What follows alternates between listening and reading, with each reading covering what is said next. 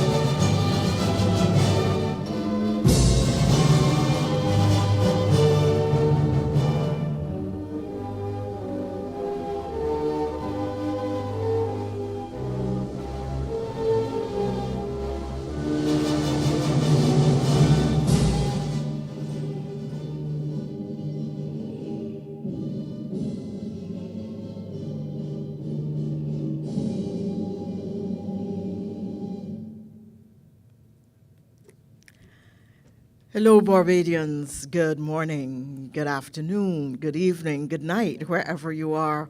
Welcome. It is great to have Barbadians in the diaspora online to engage with the Parliamentary Reform Commission of Barbados on the issue of reforming our parliament. How do we expand our democracy? How do we better include and represent your interests? This is your opportunity to tell us. We have Barbadians from all over the world joining us today, and we look forward to hearing from you, your views, your suggestions, your recommendations, and maybe one or two people may have some things to say about that are critical of the current system. But we want to hear it all because the Parliamentary Reform Commission of Barbados is listening to what you have to say and including your views, your recommendations in the report, which we will deliver to Her Excellency the President sometime early next year. You may be aware that the members of the Commission are Sir Richard Cheltenham, our Chairman, Sir Roy Trotman, our Deputy Chairman, Dr. Richard Ishmael, Mr. Corey Beckles, Attorney at Law, Ms. Maxine McLean, and Dr. William Chandler. Mr. Pedro Eastman, who is an attorney and the Clerk of Parliament, is the official secretary to the Commission. I am Liz Thompson, a member of the Commission and Deputy President of the Senate of Barbados. This evening, we are keen to hear from you, and there was a lot of excitement earlier in the evening as we tried to get our technical operations right. We've now got everything ready, and we can hear from you. I just want to establish, please, some housekeeping rules. First of all, please keep your camera on, but your microphone off. This is a live streamed or televised event. We therefore want to see people. We want to see faces. We want to see when you're laughing or frowning or what's happening in the space around you. We want it to be an animated and excited engagement. But we don't want to hear you if you are not the principal speaker at the time.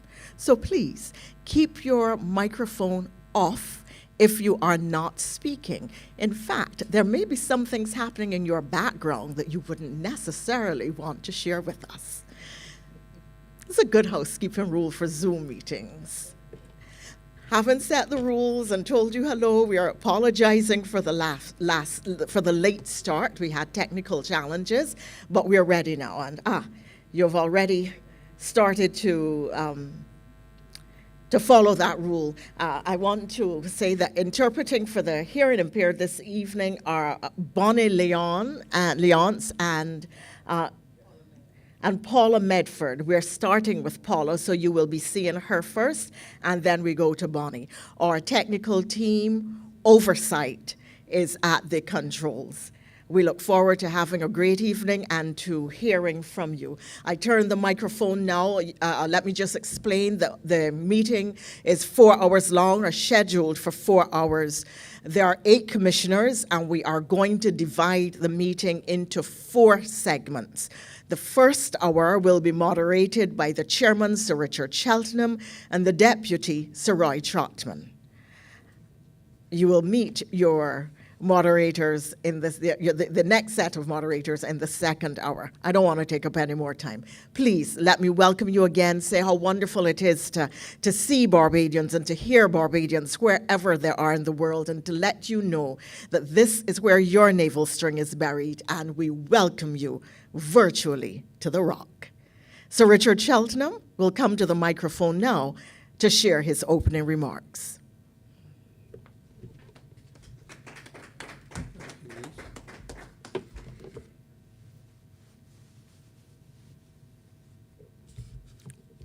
Good afternoon, fellow Barbadians at home, fellow members of the Parliamentary Commission, and Barbadians across the Diaspora. I want to greet especially those of you who are in the United States of America, in England, in Canada, and I mention in particular our people in Toronto, representatives in Toronto, those in Brussels, in Ghana, those in Brazil, in Kenya, in Dubai, in China, in Cuba, and across the rest of the Caribbean. I extend a hearty good afternoon to all of you. I am pleased to open this public meeting of the Parliamentary Reform Commission, which is likely to be our last. And I wish to take this opportunity to thank all those who have supported the Commission's work to date, whether by attending online or in person, or by sending in their suggestions. A democracy like ours cannot function at its best without the participation and cooperation of its citizens. And on behalf of all the commissioners, I extend my sincerest thanks to all of you who have participated in any form or fashion. I particularly want to thank you who are hearing us for sacrificing your Sunday lunch now, if indeed that has happened, or breakfast, to be with us once again.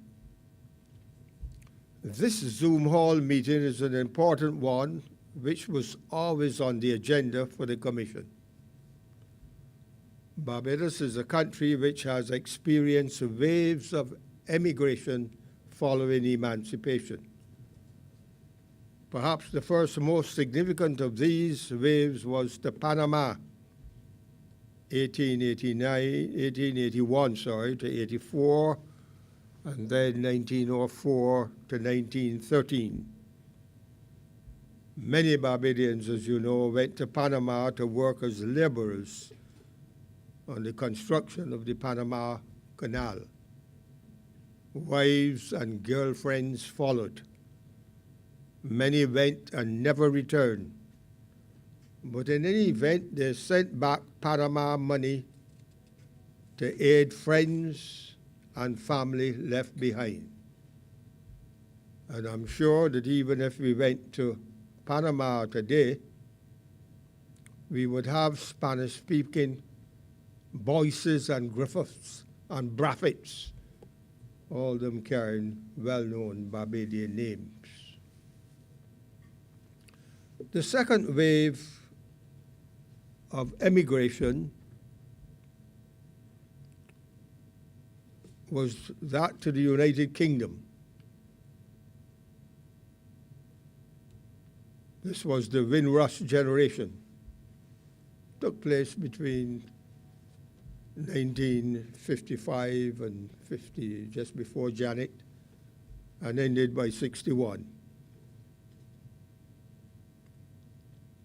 And in this second wave, which was the UK, many Barbadians were called upon to rebuild war-torn London.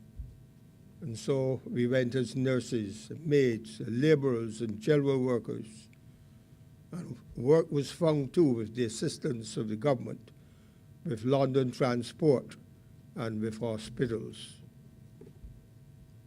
Emigration has always been a feature of our society.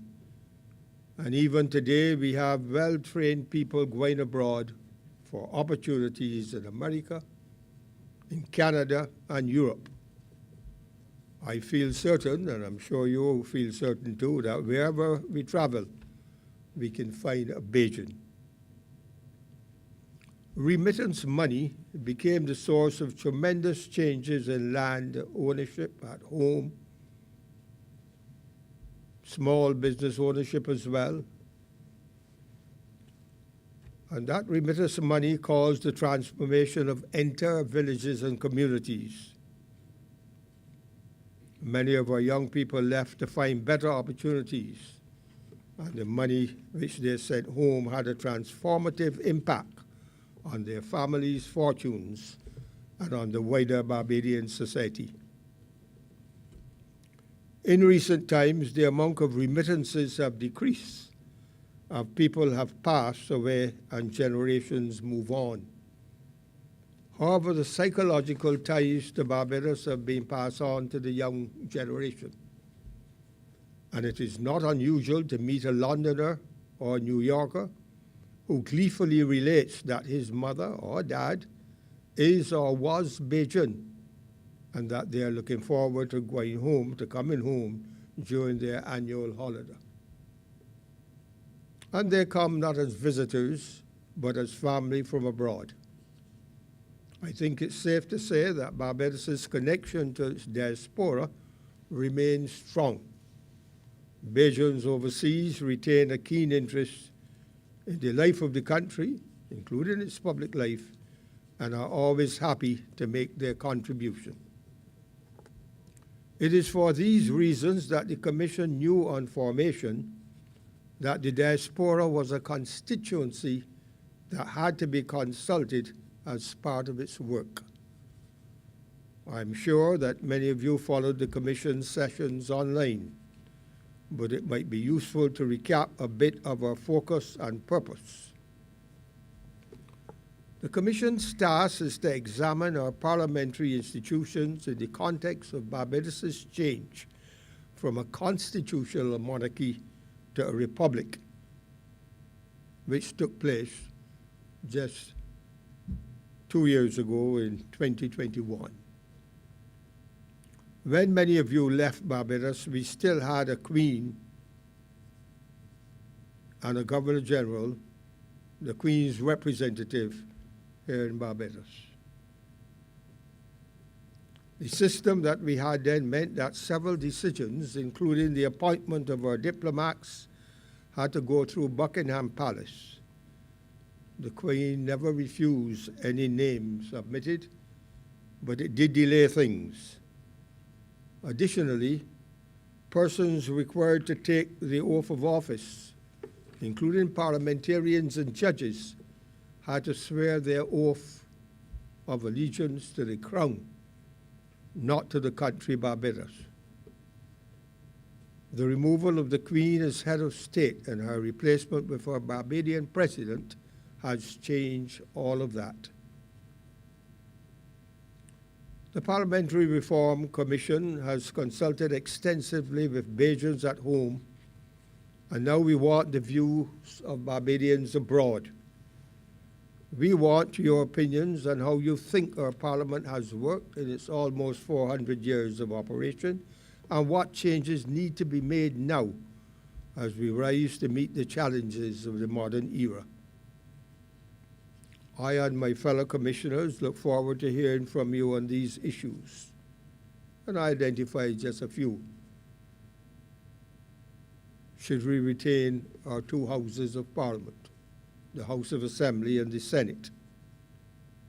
Or should we have only one?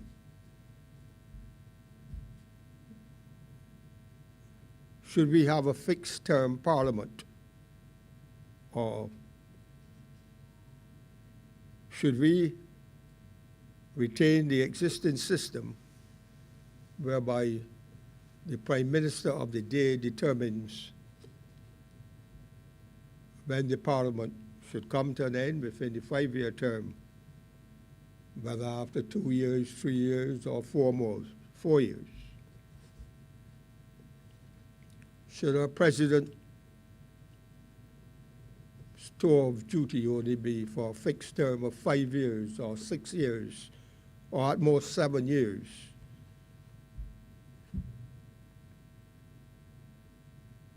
These are just some of the many issues on which we would like to hear your views as we work towards the conclusion of our deliberations and the submission of our report by mid-February. And with that, I think I have said enough. I hope that we have stimulated your interest. And except for one further question which I pose, should we retain our electoral system based on first-past-the-post principle? Given what happened in the last 2 general elections, where the Democratic Labour Party opposition received the second highest number of votes cast, but got no seats? Or should we retain the first-past-the-post system, which we are familiar with, and which is easy to follow, but make arrangements such that the opposition has always 4 or 5 seats in the Senate? Is that the answer? These are among the many issues on which we need to hear from you. And do not be afraid or inhibited to call and to speak up. No viewpoint is a silly one. It might not be a popular one, but in 15 years or 20 years, it might be a dominant opinion. So do not be inhibited in any way. I think I've perhaps overspoken. And so at this point, I'm going to take my seat and look forward to hearing from you in large measure. Thank you.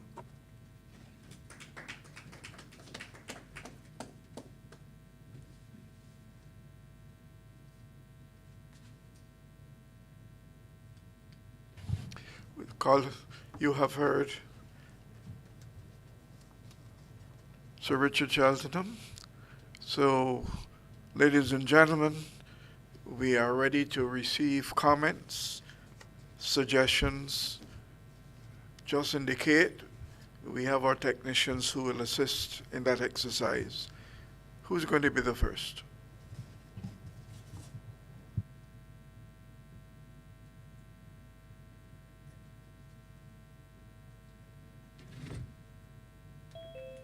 And I'll be able to speak. Can everyone hear me? Go right ahead, sir. Just let us know the full name, just for our records, and the name and where you're calling from. Well, my name is Andrew Reid. I'm calling from Tottenham in London, UK. Recording in progress. And people may know of my grandfather, Melville Uriah Williams, who lived to 111 years in Barbados, and I'm his grandson. Go ahead, please.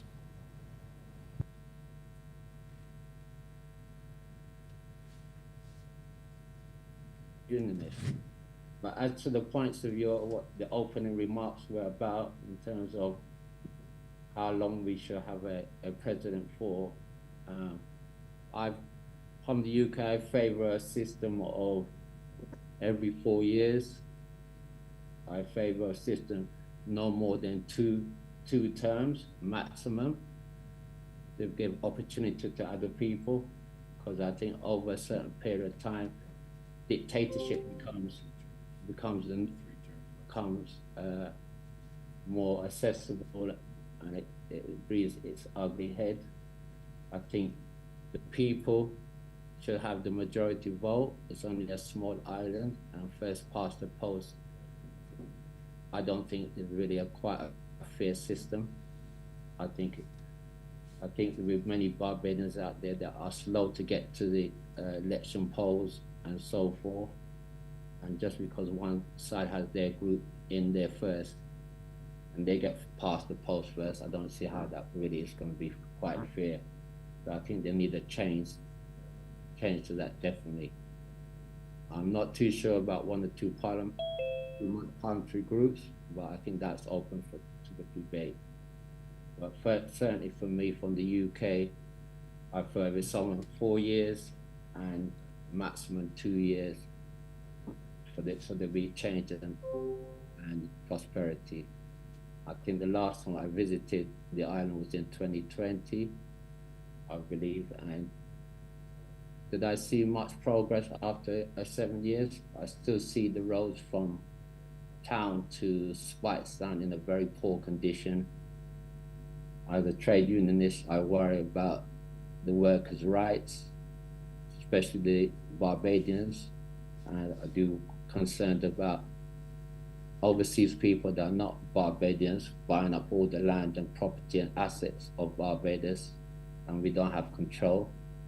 Why do we have independence when we don't have control of our own assets in our country?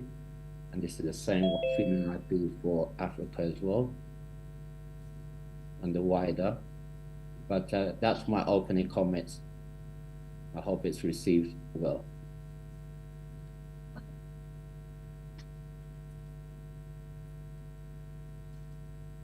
Thank you very much indeed for your contribution, and we are pleased that you have followed our suggestions when we sent out our invitation.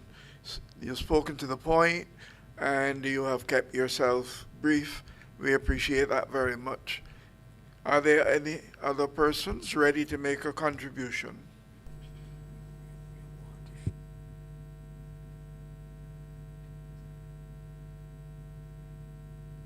Hello, my name is Myrna Lashley. I'm the Honorary Consul from Barbados at Montreal. I most definitely think that that it should be 4 years. Within a 5-year plan, I think the 4th year is when we should start looking at elections. I also feel that the president's job should be time limited. I don't know if you want to make it 2 terms, that's fine. I was very concerned in the last 2 elections at the lack of opposition members, because for democracy to function properly, you do need someone who's going to bring a different perspective. So it may be time to look at proportional representation, although I do favor first past the poll. In a small country like Barbados, we may want to start looking at proportional representation. And for now, I think that answers the 2 main questions you've put out. I'll have more to say about other things later, but to respond to your questions, that's what I think.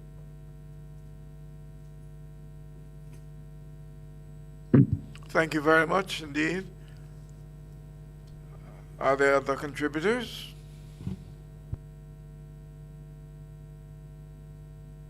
I'd like to speak. I'm Dual Jones. I'm from Montreal. And one of my concerns were when I saw not too long ago where people were coming in from outside and buying up the land and then want to block off a part of the sea. They tell you, in other words, they're going to build and then they're going to block off a section so that people can't pass. And like Gabby said, that beach is mine. I can bathe anytime. So this is something you have to look into, because how do you block a beach? The island is surrounded by water. So how do you block off a section or say, well, this piece is mine and that piece is mine and that piece is mine? You can't do that.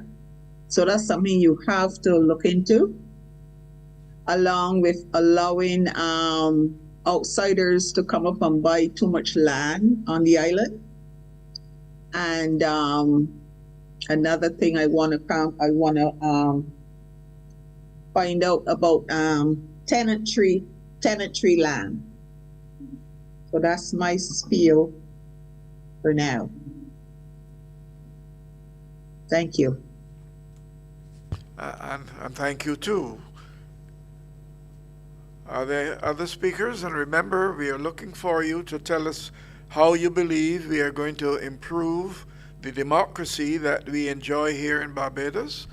The idea of land ownership is one of the areas, but how can Parliament help to make it satisfy what you are looking for?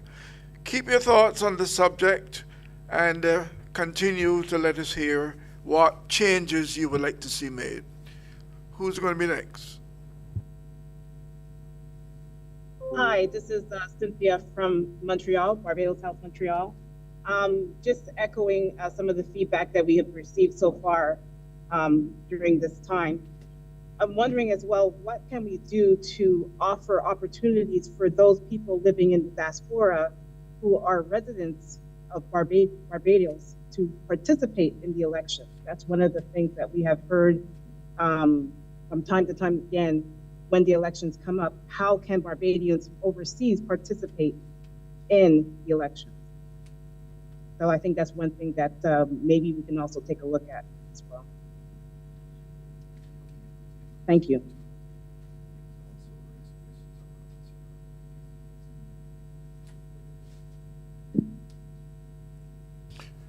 Thank you very much. I think I see somebody else wanting to contribute. Go ahead, please.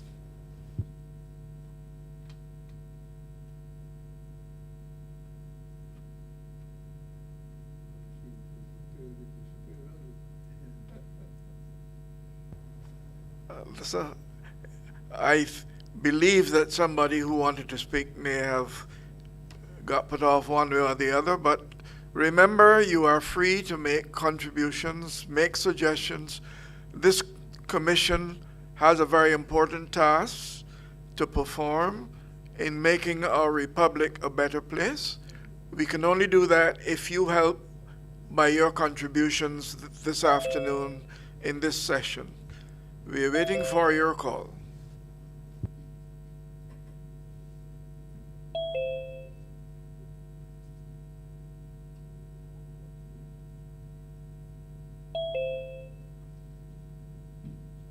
May I add to what I said before? Would that be acceptable? Please go ahead. Yeah, one of the questions you asked and to which I did not respond was the continuing to have the upper house. I do believe that an upper house is necessary. I don't know if you want to continue calling it an upper house, but I think that measure which gives the government pause and which goes through another iteration of what is possible, what is not possible, and what is in the interest of the citizens is important. So I just wanted to add that. Thank you for the opportunity to add that. Thank you very much. That further comment is well received.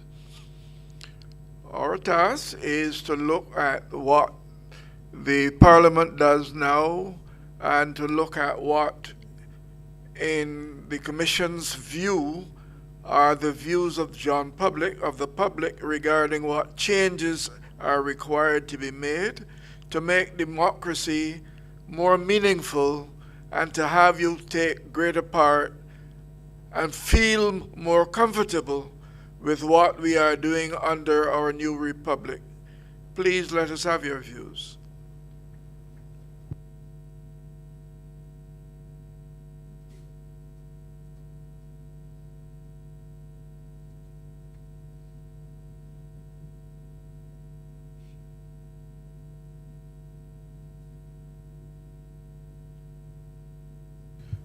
we have been having meetings besides our Zoom meetings.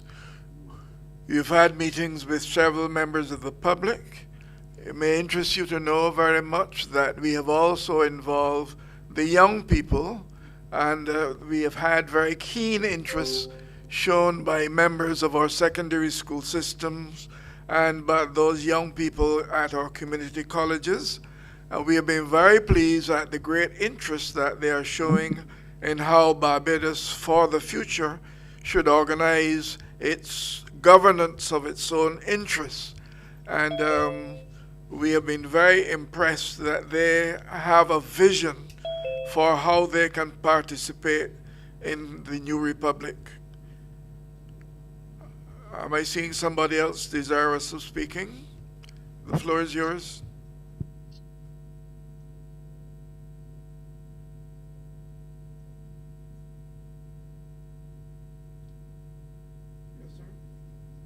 Yes, sir, go ahead.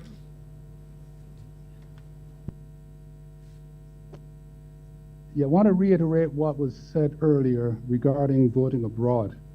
During the prior two elections, I've had several inquiries as to how the individuals, Barbadians in the diaspora, could vote, and it was impossible for them to do so. My concern is knowing that I don't know the exact number of Barbadians abroad currently, but I know there are several. I know there are thousands.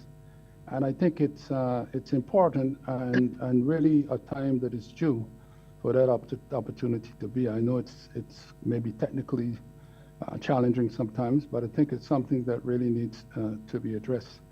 I also want to say that you mentioned before about the youth getting involved in these discussions, and I happened to a couple of days ago view some of those young people given their positions, and I was extremely impressed because my position is I'm pretty advanced in age right now, and I know that this is what Barbados becomes from here on is for the future of these young people, and I think that has to be highly focused in terms of how we address the new reforms for the Parliament.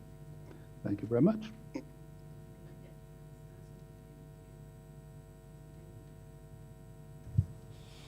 Thank you very much.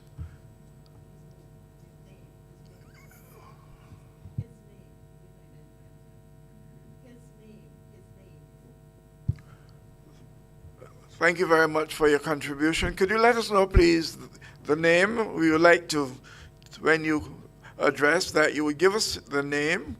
It would help us if we are able to have somebody contact you in some instances, especially where you are close to one of our overseas missions, and we can express our appreciation to you. Yes, sir. Yes, actually, I did say I was in Texas. I'm the consul for Texas, but yes, I reside in Barbados and in Houston, Texas. Good. Thank you very much. You're welcome. Oh, the audience we have here in Barbados have indicated to us that we haven't heard the name. So could you do that a little more clearly, please? Okay, I'll do it very slowly. I'll even spell it. It's Dr. Louis, Louis, Brown, Browne. And that's me. Got you this time. Thank you very much. All right. Welcome. Go ahead. You continue. No, I said you're very much welcome. No problem. Okay, that's all right. Are there any other persons?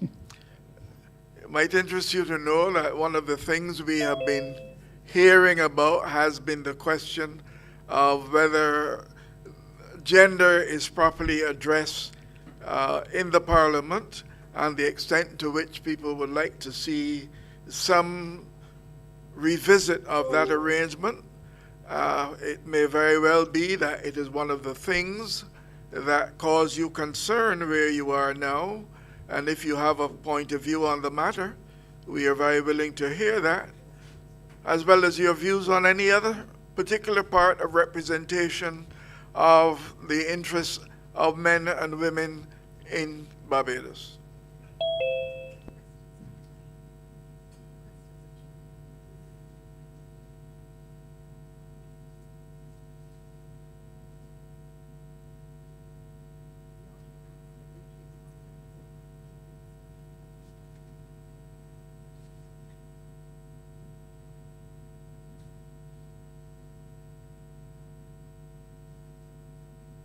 Hello.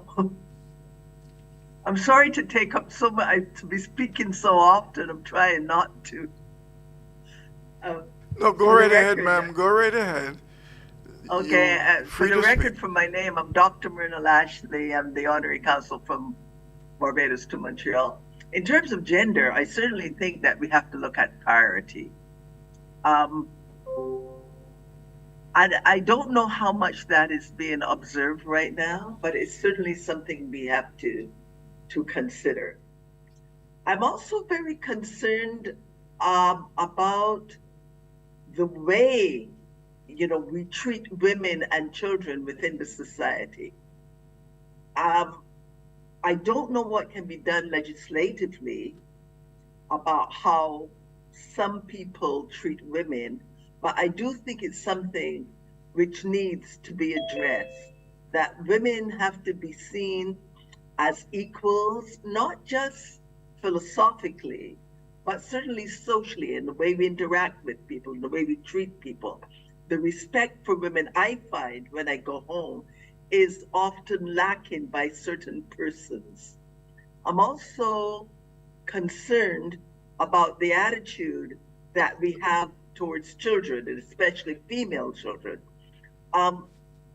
We have ascribed to the rights of the child under the UN Charter, and while it may be fast within Parliament, we have not managed to transmit that message to many persons who are interacting with children and the way we treat them. They have rights, and those rights have to be respected. Yes, they need guidance, but obviously beating children is out of the question. So I noticed lately that there was a bill that was being discussed in Parliament about just how children should be treated and the abuse of children. And I certainly want to support that, but I would say it has to go beyond the walls of Parliament and somehow get that into the society. Thank you once more for allowing me to speak. Hello, it's Jewel again. Dr. Go right ahead, Lashley, please. I am Go so right ahead. happy that you brought up the subject of child abuse, because I witnessed something in 2015 when I was there, and this mother was beating this child. The child could be about 7, and everyone was looking through the window, and people came outside like if it was a big show.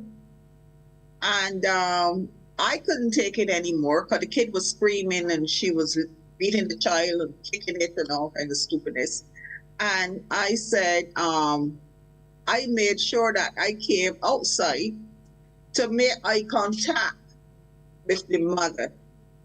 And when I made the eye contact with the mother, the way I looked at her, she stopped.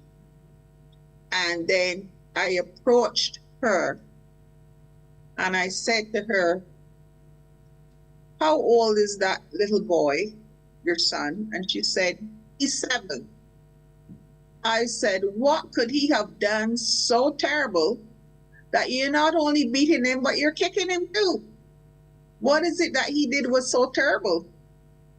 And she said he was walking home from school with his peers, and they decide to throw some rocks at cars as they pass, and one of the stones hit a windshield.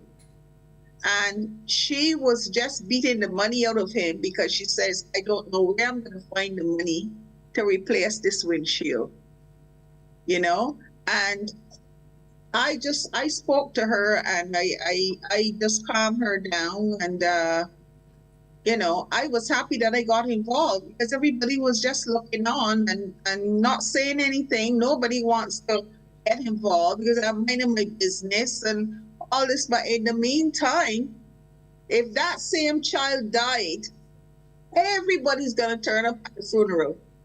Everybody's going to have to say a thing. I want people to have the say now. If you see something, say something. It's not that bad. Okay, thank you. Thank you very much. I like what you say, that if you see something, you should say something. And when you have been coming, have you been seeing things that you would want to say to us that would cause the kinds of changes you feel that we could have to make a better place of Barbados? Are Yeah. you making such a suggestion in your comment now?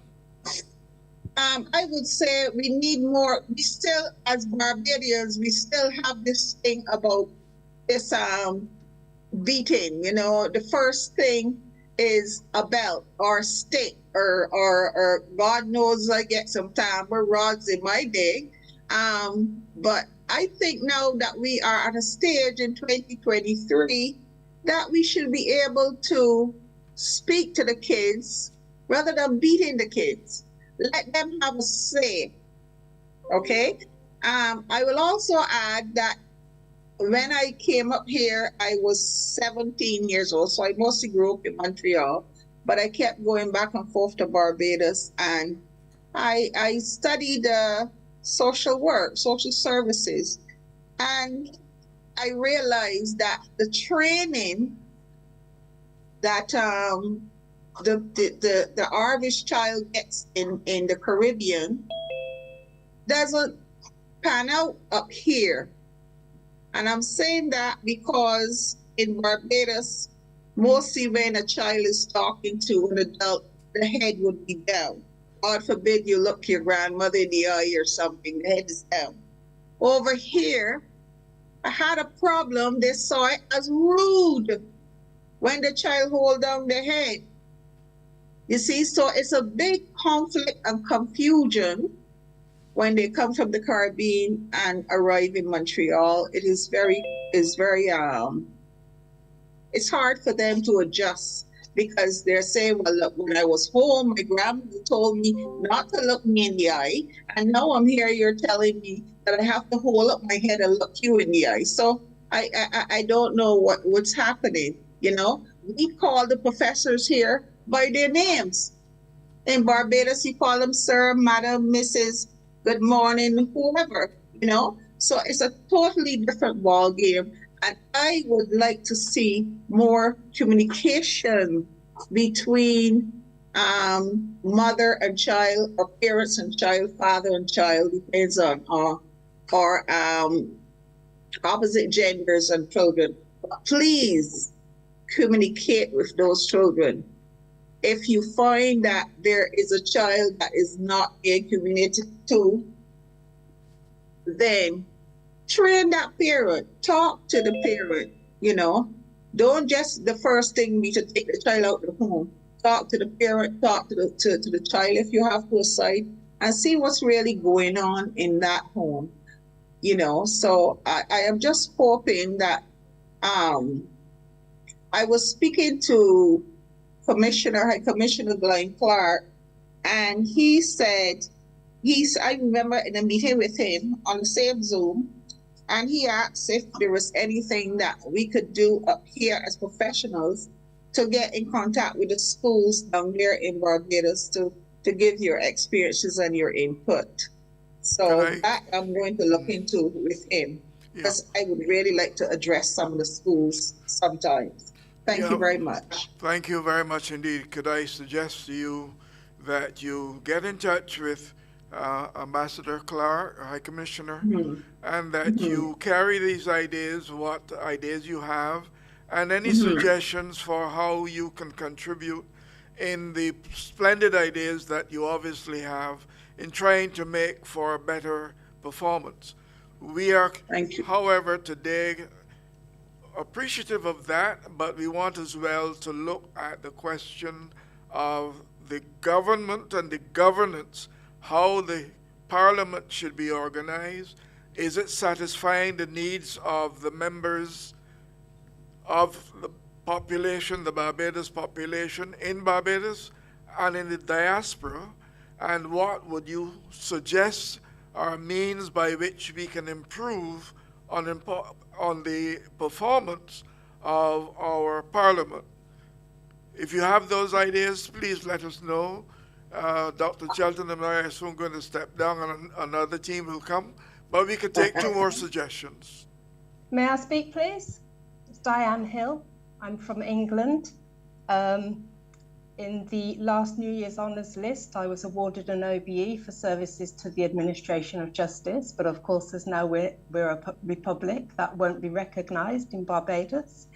I agree with the suggestion that was in the chat about people outside of Barbados being able to vote, because we have to comply, but we have no say. I also agree with the lady who spoke of the selling of property.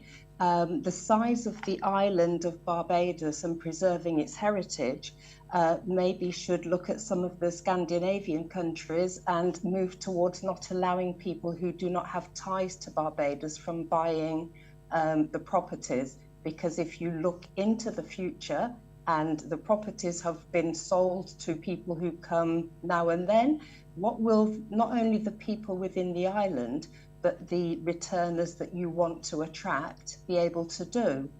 The third thing is that there was a huge promise of grandparent heritage in 2019, 2020, and it hasn't been realised. But you see, I was born in England, my husband was born in England, I'm a Barbadian, but my children have no right to be Barbadians. My children's children have no right to be Barbadians. So when I die, does our link with Barbados then cease? So I would really like a bit more just thought about how the diaspora can continue and what can be done to address that. Thank you ever so.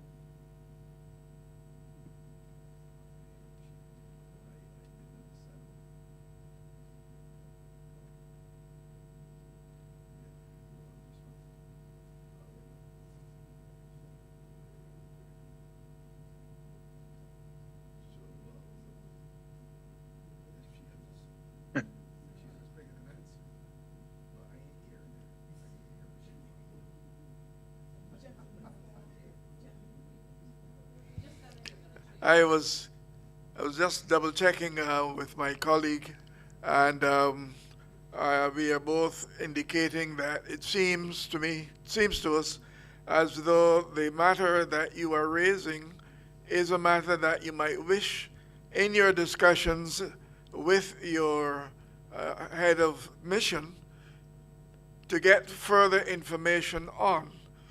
From where we are today, we are addressing a very specific area of concern, and we are not in a position to speak to some of those personalized questions that you are raising.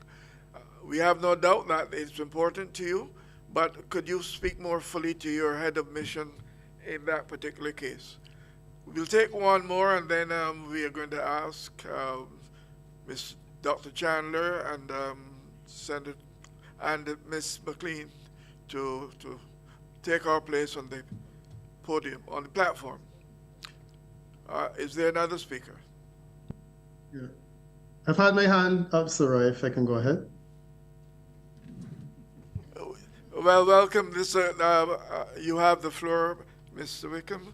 And while you are speaking, you may see Dr. Cheltenham and me move from the podium, but that's only because we are changing shift. But you have the floor. Okay. I thought maybe, Mr. Chairman, that you were leaving the chair as I started to speak because you had grown tired of hearing from me over the years. So that would be entirely reasonable, but I wouldn't hold it against you. Ladies and gentlemen of the diaspora, good afternoon and welcome to all of you, or good morning, depending on where you are. I find myself in a peculiar position these days where I'm outside of Barbados more than in, and I thought it appropriate to get involved in this conversation for the overseas Barbadians, since I, for some reason, seem to be one of them these days. The issue of overseas voting is something that has come up, and I had the good fortune of working in another vineyard on proposals that were similar in the country of St. Kitts and Nevis. I wanted to flag a couple of concerns since I realized that this has come up on almost every single conversation about reform within the diaspora, and people overseas want to vote for good reasons. I think there are very good reasons why people overseas should want to vote, and I think that there are very good reasons why it should be facilitated. The challenge is that if this process is made easy and more people start to vote, if we have additional numbers of people consistent with the promise of government to make persons of the first and second generation Barbadians, like the previous speaker has indicated, we are going to have an exponentially large number of people voting. The challenge I have with this is that in some recent elections, we have had majorities of 50 or 100 or 200. And this can be problematic because it is not so much a question of if these people vote, but where they vote. Technically speaking, you vote for a representative. So if you're a resident overseas, and in some instances, the family home and so on that you may have come from originally is not functioning, you may find yourself having to register somewhere. You may just register anywhere. And there's so limited control over that, it may come to a situation where the vote overseas gets to determine the outcome of an election in functional terms. And essentially, that's exactly what happened in St. Kitts. We came up with a solution to a similar problem. And essentially what was created was this concept of voting based on domicile, where persons would domicile themselves in their family home or the area that they grew up in where the navel string was buried. And they would be able to do so on the basis of just signing an affidavit. The challenge is that the legislation also allowed people to change their domicile because this natural feeling that you have for a place can change over time, and you may have a feeling to another place. And we found that it was being changed willy-nilly. In the case of St. Kitts, the diaspora is 3 times as large as the number of people voting, which is 40,000. My suspicion is that in due course, the diaspora of Barbados will also grow to a similar size. So the idea of having persons overseas registered and voting in the way that they currently do now under our current system, in my opinion, is something I would strongly advise against, because I think essentially you would be leaving an electoral system in the hands of persons who don't actually live in Barbados, who can vote overseas at an embassy or vote overseas via the internet, and then they leave the residents of Barbados to deal with decisions that they have made. And I think that's highly unwise. So what I have proposed in my own submissions to this body, and also to the constitutional reform body that is accompanying it as well, is that we create some kind of a vehicle where we have a diaspora representative, and we let persons who are resident in the diaspora vote for that person. Or that person can sit in Parliament, in the lower house, in the upper house, or wherever, but ultimately that person will be the sum total of the ability to vote for persons overseas. And I think it's tidier. It's interestingly enough something that Ralph Gonzalez proposed when he had constitutional reform in St. Vincent and the Grenadines, because they have a similar problem. So it gives us the opportunity to have someone to express our concerns that are coming from overseas, but it also locks that support down to one person, and it doesn't create a situation in which that individual or we can change the course of government by the basis of voting. In the case of, I think, St. Michael's Southeast, there was a 50-vote margin 2 elections ago, and a few people there could have made a difference. So that would have been my proposal, and I am hoping that in the course of your conversations, and this issue comes up again, that you will give consideration, and I hope that the Commission will also give consideration to the proposal that I have made, which helps to address not only your concerns for the diaspora, but also the political reality that we face in Barbados, where it would be highly unwise to just have 200,000-300,000 people just joining the electoral register of voting from a place that they live. Thank you. Thank you, Mr. Chairman. Thank you very much. Totally agree with Peter. Totally agree with Peter.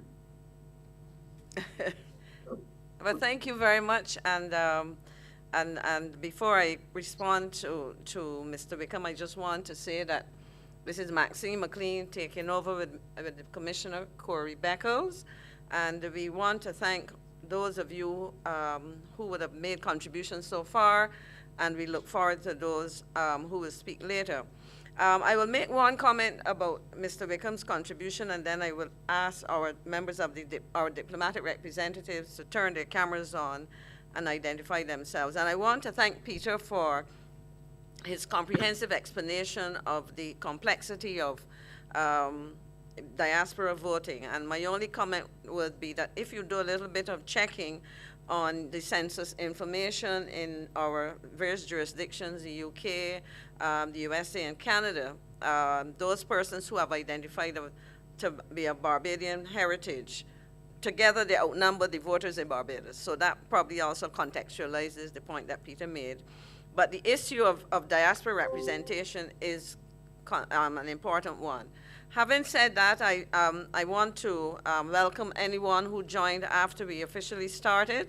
And I now want to invite our diplomatic representatives, as I said, to turn their cameras on and share with us who you are. Please and thank you.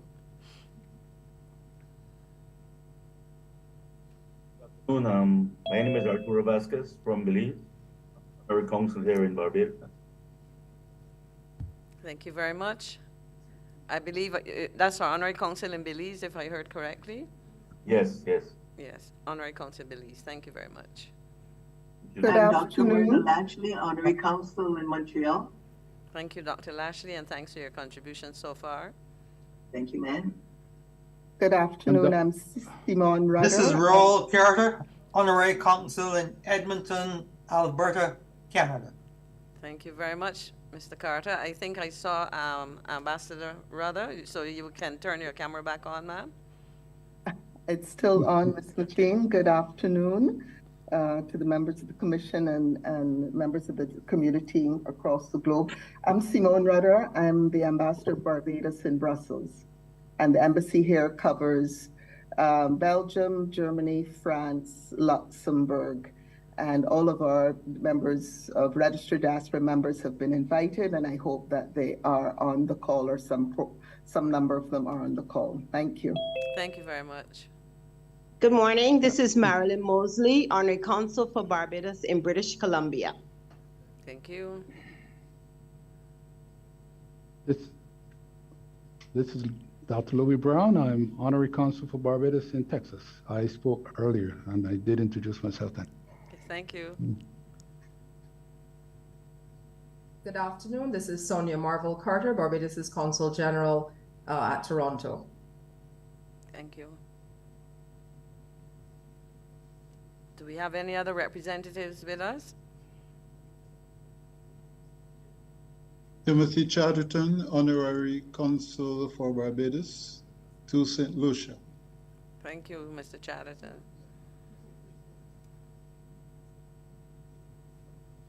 Okay, I believe that they are the ones present, and I'm sure we will be joined by others. Remember, we are having a meeting of 4 hours, and I note that we've had good participation from members in Canada and a couple from the UK. Are there any Barbadians across the US willing to share with us on the issue of reform in Parliament and how, as our meeting is themed?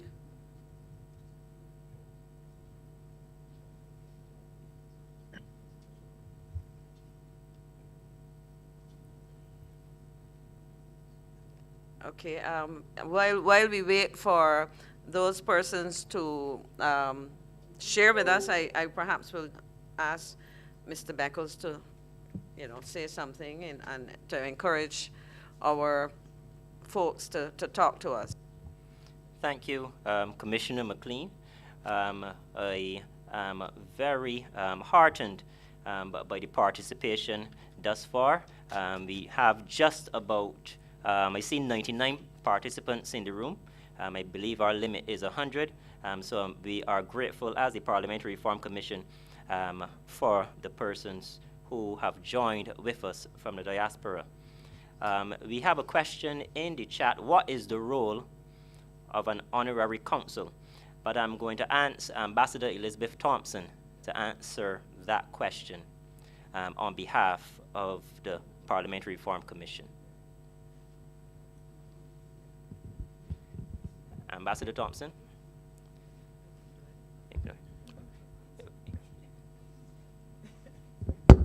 No, he was asking you, there was a question about what is the role of an honorary consul, but since I'm sitting here, you want to, I can probably do it. I should know, hopefully. The, the Honorary Council pretty much functions as our councillors. For example, we have a Council General in Miami or whatever the case may be. These are paid professionals or political appointees.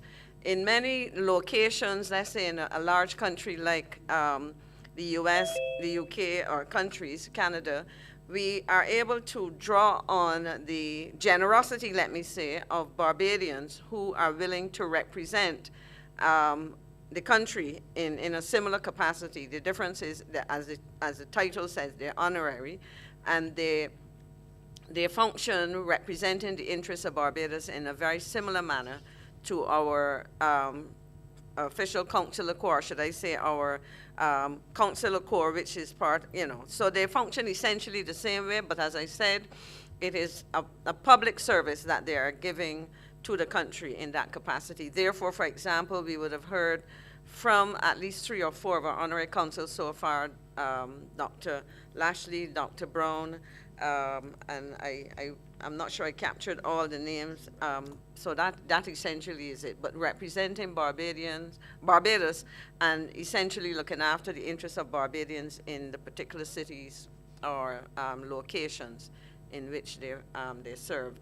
And in some cases, they may very well also be honorary consuls, as you heard from Belize, nationals or citizens of the country or city where they reside. So we have an honorary consul in Belize who is Belizean. We have in Montreal an honorary consul who is Barbadian. I hope that explains it in a way that satisfies the person who raised the question. Is there anything else you want to share? Are there any other persons? I'm inviting Barbadians, as I said, in New York, in Miami. Are you here? Go ahead, please.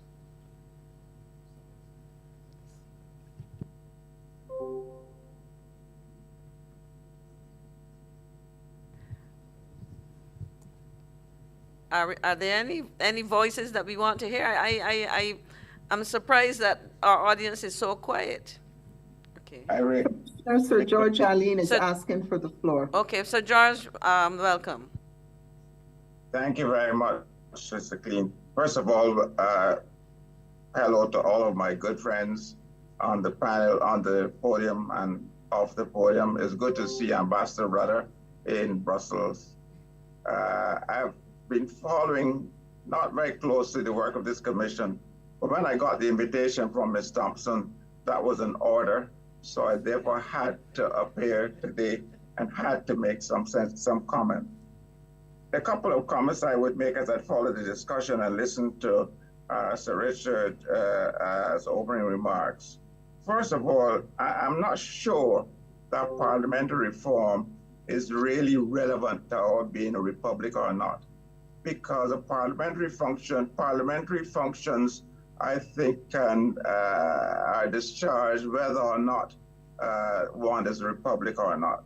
So I don't think that is particularly germane to our being a republic or not. I have always thought that Parliament basically serves 3 functions.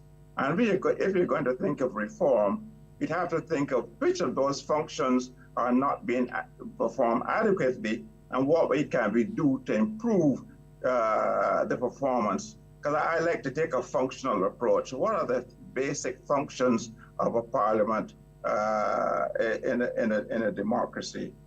And I think the first function is to represent the electorate. That is the first function. I think the second function is to make laws. And the third function is really to oversee the executive, oversee the government by a series of hearings or questionings. So I think those 3 basic functions. Let me deal with the first one, representing the electorate. If you're going to represent the electorate, then I think the first past the post is not the most fair, shall I use that word, fair way of representing the electorate. I think there has to be some other system that guarantees that those of the electorate who did not support the winning faction or party, that they still have some voice. So this is why I am in favor of some form of proportional representation, which gives either proportional representation or the assurance that in the parliament, the voices of those who did not form the majority, those voices are heard as well. I think systems have shown a great deal of disaffection by those persons who lose, in inverted commas, the election, feeling they have no say in what happens in a period, some period of time. So that's the first point, the representing the electorate. The making of laws, before I proceed from there, in terms of representing the electorate, there are other options to have a specific number of seats reserved for the losers in the election. That is another option. And representing the electorate, one has to be, in this context, the idea of gendered balance comes in. If the electorate is composed of 50% men and 50% women, then presumably the parliament should represent that disposition, that numbers in its members. That is a very difficult one to legislate. But I think that there's a general feeling abroad that, in fact, there has to be some order or some clause written into the laws that ensures that there's a certain representation of female representation in Parliament. But when one does that, one has to be clear as to the groups one wants to ensure having representation in Parliament. The brouhaha in Australia shows the difficulty in doing this at the moment. But I would be in favor of assuring in some manner that there is proportional representation, gender representation in Parliament, and assuring that all of the Barbadian citizens feel that they have a role to play and have a stake in the Parliament, and some form of proportional representation, I think, would ensure that. The making of the laws is a more difficult one, and I'm not sure that we are competent to give an opinion on how the laws are made. How does the impetus for a law, or how does the background for a law reach the level of a parliamentary decision? And that is something I think would have to be examined before one can comment on whether it's efficient or not, or whether the problems of the day reach the level of which they become laws. Is it a matter of the manifesto of the winning party? It's a measure of inviting suggestions from the electorate. The way in which things become laws is a troubling one, and I think this would have to be given some consideration. How do public problems reach to the level where they are considered in Parliament and become laws? And in terms of overseeing the executive, I think that's fairly simple. I think that any good Parliament can devise. I don't think there needs to be a major reform of Parliament to ensure that the Parliament can oversee what the government does. The Parliament, however constituted, can determine the committees or have the necessary hearings to question whether the government, whether the executive is behaving, is acting in the best interest of the country as a whole. I think that's fairly simple, and that doesn't need any major reform. So my contribution, Ms. McLean, would be to look at the basic functions of a parliamentary system in a democracy, and I said there are three, and the extent to which there needs to be reform to satisfy that those functions are performed optimally. Thanks. Well, thank you very much, Sir George, and it's great to see you. I think your contribution has been well put, and it has been carefully noted. I thank you. Before I go to the next person requesting to speak, there's a comment here from Joy Speed. I'm not sure where Miss Speed is, but she says, please give some background on what Parliament has done and is doing for Bajans across the diaspora. Is there a diaspora committee? In Parliament, I do not know of a diaspora committee. What I can tell you is that within the Ministry of Foreign Affairs and Foreign Trade for several years, there have been varying initiatives to engage the diaspora and to address various requests and needs of members of the diaspora. For example, issues of returning to Barbados and facilitating that process, engaging them in their various locations, and I believe that, well, I'm not sure, as I said, where you're located, but, and I don't want to spend a lot of time explaining these things because we want to hear from you, but as I said, a lot of work has been spearheaded by the Ministry of Foreign Affairs and Foreign Trade, and within our various missions, our high commissions, embassies, etc., programs and officers are allocated to, designed and overseen by officers responsible for diaspora matters. And so it is a question of probably looking. So as I said, I do not know of a diaspora committee in Parliament, but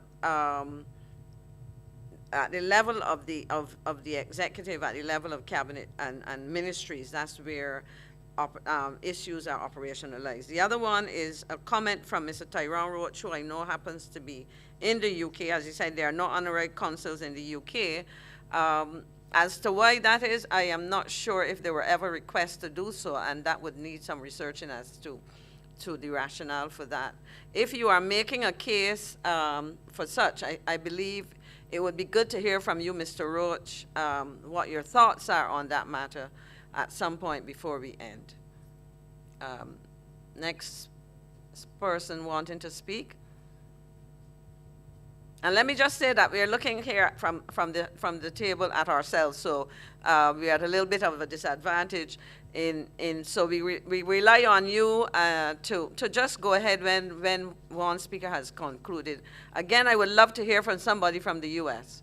So far we haven't, other than Dr. Brown. Okay.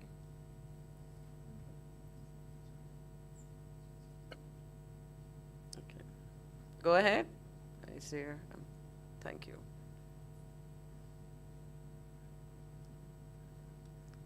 I'm still looking for a signal. Now that I can see the full screen, I'm looking for signals to speak. Go ahead. I am surprised that Barbadians are so quiet. Maybe that's... I'm hearing from one of our members of the audience that you seem to have lost a lot of your Bajan fervor and probably are now adopting, the traditions of where you are. But I am sure that there are no major differences. Yes. Not sure that I feel confident anymore to speak. Could you identify yourself, please? Okay, my name is Pam Lowe Hoyt. Hello, Cousin Myrna. From Montreal. And, hello, Cousin Pam. Good to see you, love. Good to see you too. I am sitting here thinking that given the state of what would pass for Parliament here in the United States, I feel absolutely intimidated about giving any suggestions to Barbados, which appears to be working. Things are getting done,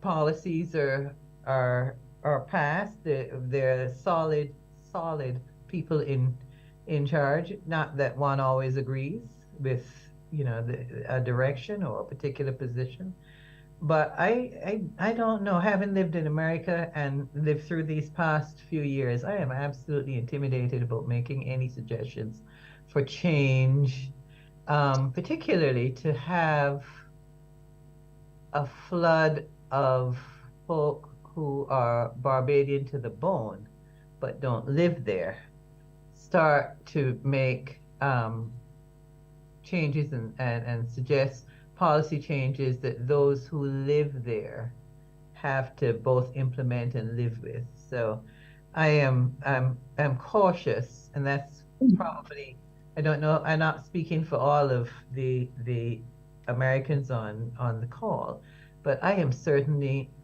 cautious about, okay, let's change. Let me ask a question.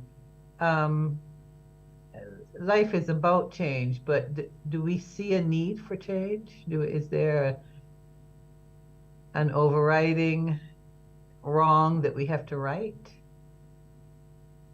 If I might respond to that, I believe that I wouldn't say that there's any overriding wrong, but I believe, as you can imagine, with any system that is dynamic, there's need for periodic review, and it would not be a case necessarily of changing for change's sake, because in your review, you may in fact establish that there are certain elements of your system, as you were making a comparison with what's happening in the U.S. now, that there may be certain elements of your system which indeed are working and working well, but there may be other areas in which, based on the recommendations, so I think it's not a case, as far as I'm concerned as a commissioner. I'm sure, while I cannot speak for others based on my interaction with my fellow commissioners, I think the assignment given to us is to do a review, and as I said, that is a good thing when you're part of a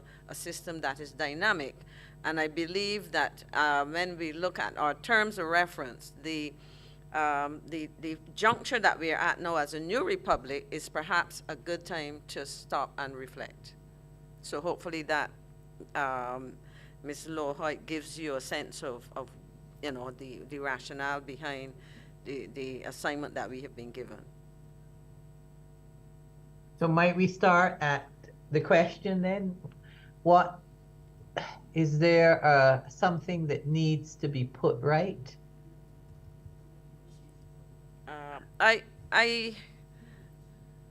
How should I put it? I think I don't know if it really and truly, I believe no system is perfect. And Right. as you We look at agree. its elements, you know, you probably will find, and basically what the exercise would also do, it will tell us whether from the perspective of our various stakeholders, that is the citizens of Barbados, whether they're here or you know, like yourself in the overseas, in the diaspora, whether you believe that there are things that we need to look at, whether it be minor changes, leaving as is, or maybe offering some major overhauls. So I think that, to my mind, is how I see it. On Mr. Beckles, is there a comment you want to make in relation to that? Thank you, Commissioner McLean. I believe that you would have stated it very succinctly, the response to the question. Change is inevitable, but what I would like to focus on in this moment of time is that we have the opportunity, not just us as Barbadians here, physically here in Barbados, but all Barbadians, wherever you may be, at this time, you have the opportunity and the ability to effect change. You have that direct ability to see change that may be packaged in a way that you had some influence over. So I see everyone here on the chat and all Barbadians in the diaspora. I see this opportunity here. I see this as a pivotal moment where all Barbadians can contribute to the direction of the Republic of Barbados. But just allow me, Commissioner McLean, just to invite, I know we have a number of persons who want to comment, but I just want to invite at this time Mr. Wickham, Mr. Peter Wickham. There are some comments that Ambassador Thompson would like to respond to. So I'm going to invite Ambassador Thompson at this time to take the mic.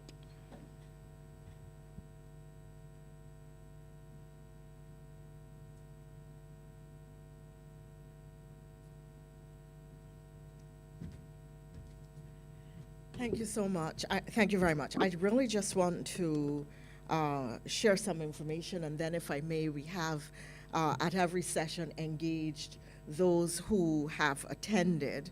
I want to recognize in the room the President of the Senate of Barbados, His Honor Reginald Farley. I want to recognize the former Consul General at New York, Jessica Odell Burrill, the Cabinet Secretary of Barbados, Selma Husbands Green. And online at the moment, we have the Permanent Secretary in the Ministry of Foreign Affairs, Miss Joyanne Skinner. Just to ask those online, if you would be so kind, please, there are people who were trying to access the Parliament Zoom link and haven't yet been able to do so. Please let them know that we are actually servicing all the streams, not just the Zoom, but the public affairs, the Department of Public Affairs stream.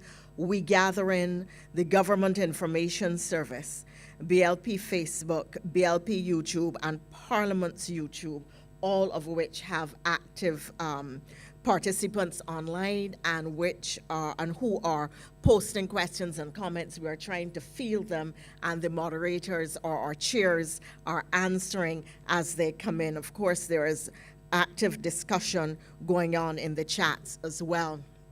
If I may engage, though, Mr. Wickham, who spoke to the issue of diaspora representative. This is one of the issues that has been raised. I know it was raised very much with the Constitutional Reform Commission when they went to the diaspora, and it is something that has been raised with us. I was unaware, Peter, thank you for letting me know that the Prime Minister of St. Vincent and the government of St. Vincent had attempted to address this issue. Of course, the issue of people voting in the diaspora raises three possible issues that have been problematic. In the Eastern Caribbean, there have been concerns about the number of people who come in to the country at election time merely to vote, and whether or not that is the kind of system and process that we would want to duplicate. Second, the size of the diaspora and the fact that people are outside of the country and perhaps not as closely in touch with the issues as those resident in the country, and that their votes could push the result of an election in a particular direction, not necessarily wanted by those resident on the ground who have to live with the consequences of the decision. And the third issue is the mechanism for organizing those in the diaspora to vote if you weren't going to let them come in en masse, as happens in the Eastern Caribbean. In that regard, I have had an idea similar to what you said the Prime Minister of St. Vincent had, that I wanted to throw out today because we do have a diaspora audience. And it is this. I'm going to explain it, and I would like to have the reaction. I just want to make it clear that this is a single idea. That is mine. It is not the position of the Commission. So the Commission is not advocating this. I am using the opportunity to say that as a commissioner, this is an idea that I have. I want to hear the reaction of the diaspora, and the Commission will make its decision on the issue in due course. The idea is that we should allow a diaspora representative. The person will be resident in Barbados, but must have lived outside of Barbados for a minimum of 7 to 10 years, so that they really understand what it is like to live as a Barbadian non-national in a foreign jurisdiction. So it can't be somebody who's gone for 6 months as a student or a year as a student, 7 to 10 years. That person will canvass the diaspora largely electronically, and that they can be voted for by all members of the jurisdiction, all members of the diaspora, irrespective of what jurisdiction they are in. The persons will vote electronically. Now, here we would have to overcome the electronic challenges and ensure the integrity of the system, but it certainly solves the problem of having people come in en masse.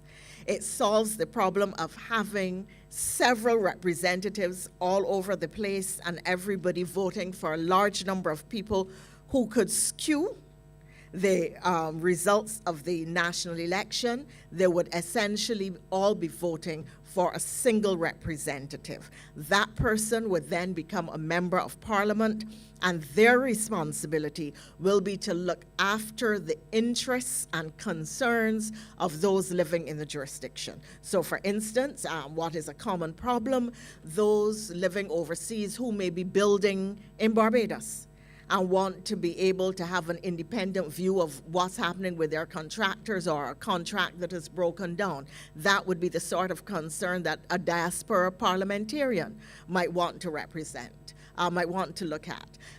If you were a Barbadian and you felt that there was an interest of some sort of property interest or something that you wanted your diaspora MP to follow up on. So there are a range of issues that persons in the diaspora have, and this parliamentary representative, one, would be able to deal with those. And I'm interested in hearing what your reactions to this would be, whether they're positive, negative, if you have anything to add or take away from this suggestion, and that is all it is, a suggestion as being put, or whether you would like to see it tweaked in a different way. And since Mr. Wickham raised this online, I should like to hear from him first, but I know that there are other people who are going to be keen to react, because the issue of voting rights for the Barbadian diaspora has been one which has been long mooted and long sought after.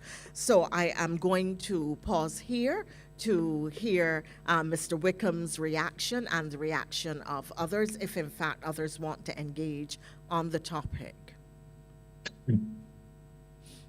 Yeah. Ambassador Thompson, thanks for the opportunity, and I certainly will, just make a very quick response and to say that I do like the idea of the diaspora representative that you put forward. I think it addresses the issue of giving the diaspora the opportunity to have an input.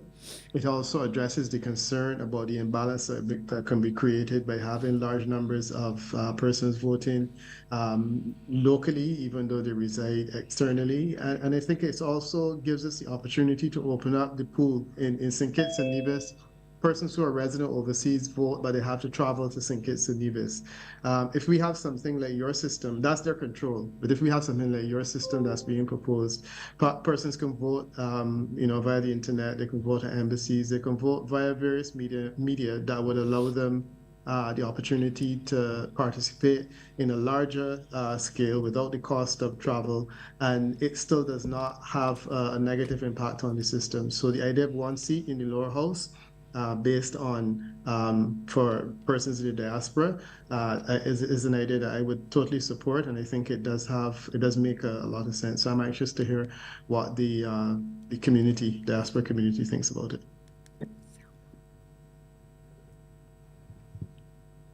Thanks very much, and we look forward to hearing from you and responding to the proposal and the earlier contribution of Mr. Wickham. We have in the chat Miss Judy Hudson. You have the floor at this time. So good afternoon, everyone. I live in New York City.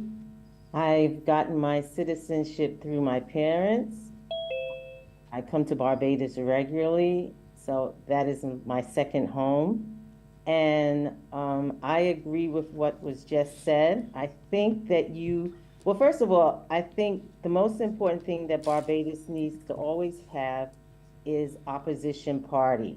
You need to be able to have always a check and balance, whatever. I mean, I don't understand the parliamentary system exactly, But whatever that system, it should always have an opposition party, because I think there always needs to be a check and balance. Because in the Western world right now, we're seeing so many countries that are turning autocratic.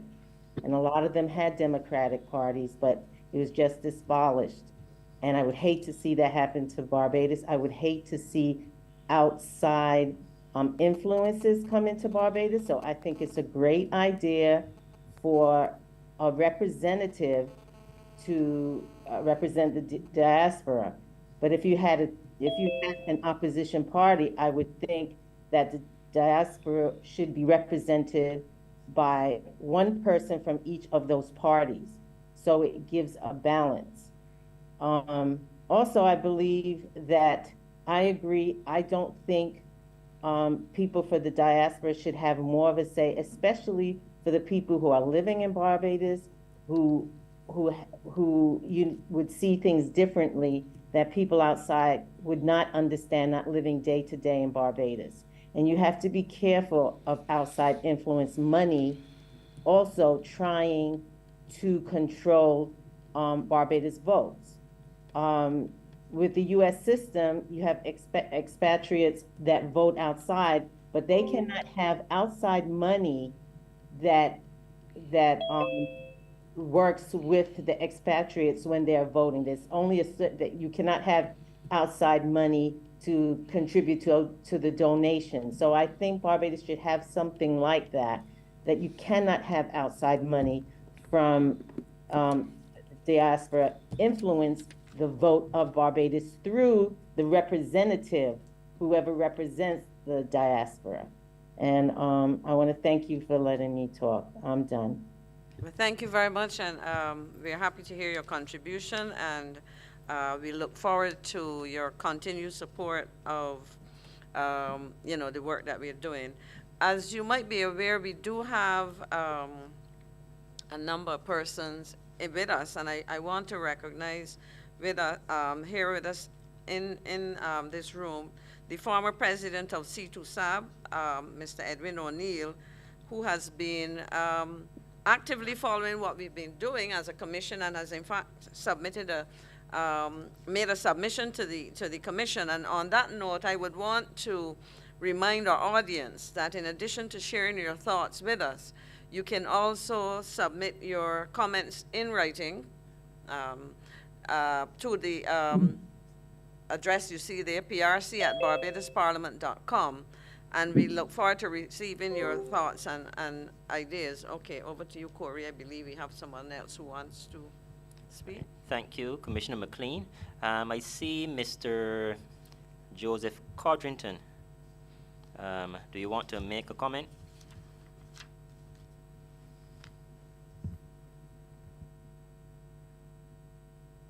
Yes, can you hear me? Yes, we can hear you. Give me a second, please. Yeah, I grew up in Barbados. I never voted. And then I live in Michigan. And just recently, 2008, voted for the first time in my life. So I do not, and I think this is why there's some reticence in not being able to hear from diaspora people here in the US. If they're like me, I don't know how Parliament works or anything. I just knew it was there. I never participated, so I didn't know that. But being here for a number of years now, I pay a keen interest and observance in what's going on in Barbados, because at some point in time, I plan to be in Barbados. That's the goal. So I would like to be involved in something like this and be able to vote. I like the ideas that were put forward, but I think the reticence in terms of people in this environment coming forward and saying, I want to vote. I sent out something to maybe 30 friends that live here. They're all from Barbados, and they live in various parts of the US.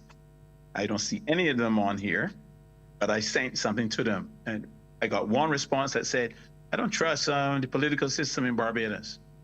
So they didn't come on. So there's, I think, having a representative that could disseminate information that they can look at electronically to kind of keep them informed what's going on in Barbados. We are following, we know what Barbados is doing, but do we know the everyday workings and how it goes? Are we influenced by what we saw as youngsters growing up and don't really know what's going on now that we're adults? Because that was me. And so I think you're getting the reticence or the hesitation in someone from the U.S. who's part of the diaspora coming forward and saying something or speaking. So at this point, I'm observing, listening, checking into everything, and we'll make some moves from there based on when we establish a person that's a representative, and be quite glad to go on electronically and vote for whoever is doing what's right in Barbados. And that's my piece. Thank you, Mr. Codrington. I was quick to suggest that you can follow what happens in Parliament in Barbados. The Parliament of Barbados has a website, and you can actually follow live debates in both the House of Assembly and the Senate. Traditionally, the House of Assembly meets on Tuesdays, and the Senate meets on Wednesdays, but they may alter those days depending on the exigencies of what they're debating.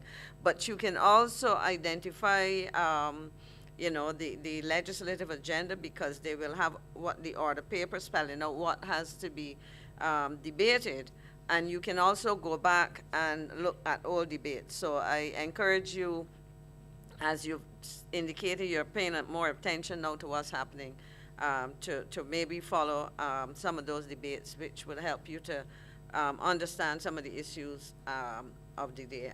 Over to Corey for... Honorary Counsel Glenn Clark, High Commissioner Glenn Clark is with us. You have the floor, sir. Yes, good afternoon. Good afternoon to the commissioners, to my good friends, Sir Richard and Sir Roy, and of course, Liz and Maxine McLean. I want to say you all are doing a very good job, and I believe that there are many people who are following you online. However, there are so many, like the last caller, who sometimes do not want to participate in the process. And of course, I want to remind all Barbadians that we were given the right to vote some years ago, which our great-grandparents fought for and really enjoyed. But in recent times, several persons do not exercise that right. And of course, the question is, how do we get our people to participate? I think in any democracy where you have less than 50% of the vote, it's a crying shame on that system. And we need, first of all, to see how do we get more persons come out to vote. In some systems, I understand, Australia, you have compulsory persons have to come out and exercise their franchise. I think we need to look at, if we do not have that system, how we have to find a way and get into more and more people to participate in the poll. That's my first look at it. Secondly, I want to say that the question of first past the post system that has been in place for a long time is still a good system. It is a fair system. I do not subscribe to the view of former, I think it was someone mentioned it today. I heard it. I don't remember who it was, but I think first past the post system is still a good system. However, proportional representation can be encouraged. For example, we now have 30 seats in Parliament. If we say we continue with the first past the post system with that 30, and then allocate an additional 5 for those in a mixture of proportional representation, I believe that can answer the question of how do you continue to promote democracy given those persons who do not have, or the parties that do not have a seat. And of course, as you know, in Parliament, we do not recognize parties. We recognize there's no space in here, right? Constituencies. We represent persons, so that the proportional representation we'll have to. But definitely invite me. I would love to do that. And I know your pastor, and it's fine. I know Dave. Someone is on the line. We'll have to look at a mixture between first past the poll and proportional representation for an additional 5 seats, where you can divide that seat to the political parties that have some form of percentage basis that can be worked out. My second point is this. I noticed that in recent times, and I like the idea that since 2018, the present government introduced a financial committee system at the estimates. I think this is very important. This helps to encourage more participation by the persons in the civil service. However, I want to see more involvement in the financial system of government. How do we provide a committee where persons can come and make representation? I think the committee system can work, and it should be encouraged to do more. We can do it. We can have it maybe 3 or 4 times a year. For example, in terms of permission of planning permission that can be discussed in Parliament. We can discuss things like acquisition of property. That has been a problem over the years. I think you need to have a standing committee throughout the year, to meet on a regular basis to discuss a number of proposals by government, either giving out of contracts, of housing development, acquisition of properties, or something of this sort. I also believe that right now it is fair to say that Parliament meets. I will have to ask Pedro to tell me how many times Parliament meets on average every year. I think it used to be 40 times or 45 times per year. I'm not sure. I think this may very well be adequate. May very well be adequate if it's going to meet 45 times. I know in some years it didn't meet as much, but I think we need to set a deadline or sort of average how many times the Parliament is supposed to meet. And my final suggestion is, in terms of diaspora, I like the idea that was raised by Ambassador Thompson, the diaspora representation. I think we need to have diaspora representation. I've raised this matter before. It was found on, but I think we need to look at, not necessarily one, Liz. I think we need to have at least 2 of them, one for North America and one for Europe and Africa maybe. But again, I believe I would not necessarily put the diaspora representation in the Parliament. I think we can put them in the Senate and the Commission and the committee. The whole notion of how do you appoint senators can be looked at. I think, as you know, 21 can go from 21 to 23, where you have a diaspora representation in the Senate. So those are my take on it. I also believe that giving parliamentarians more resources is important. I served in Parliament for over 25 years, as you know, and I noticed that we were able to give representation, more allowances to parliamentarians in terms of office staff, office, and so on.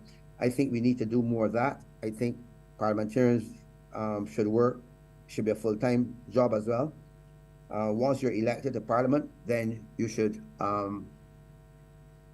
I believe you should hold your job until you until you agree to come out of Parliament. But I think parliamentarians, the way it is now, if you want to serve Parliament, your constituency properly, I think it should be a full-time job, and your resources should be accordingly given.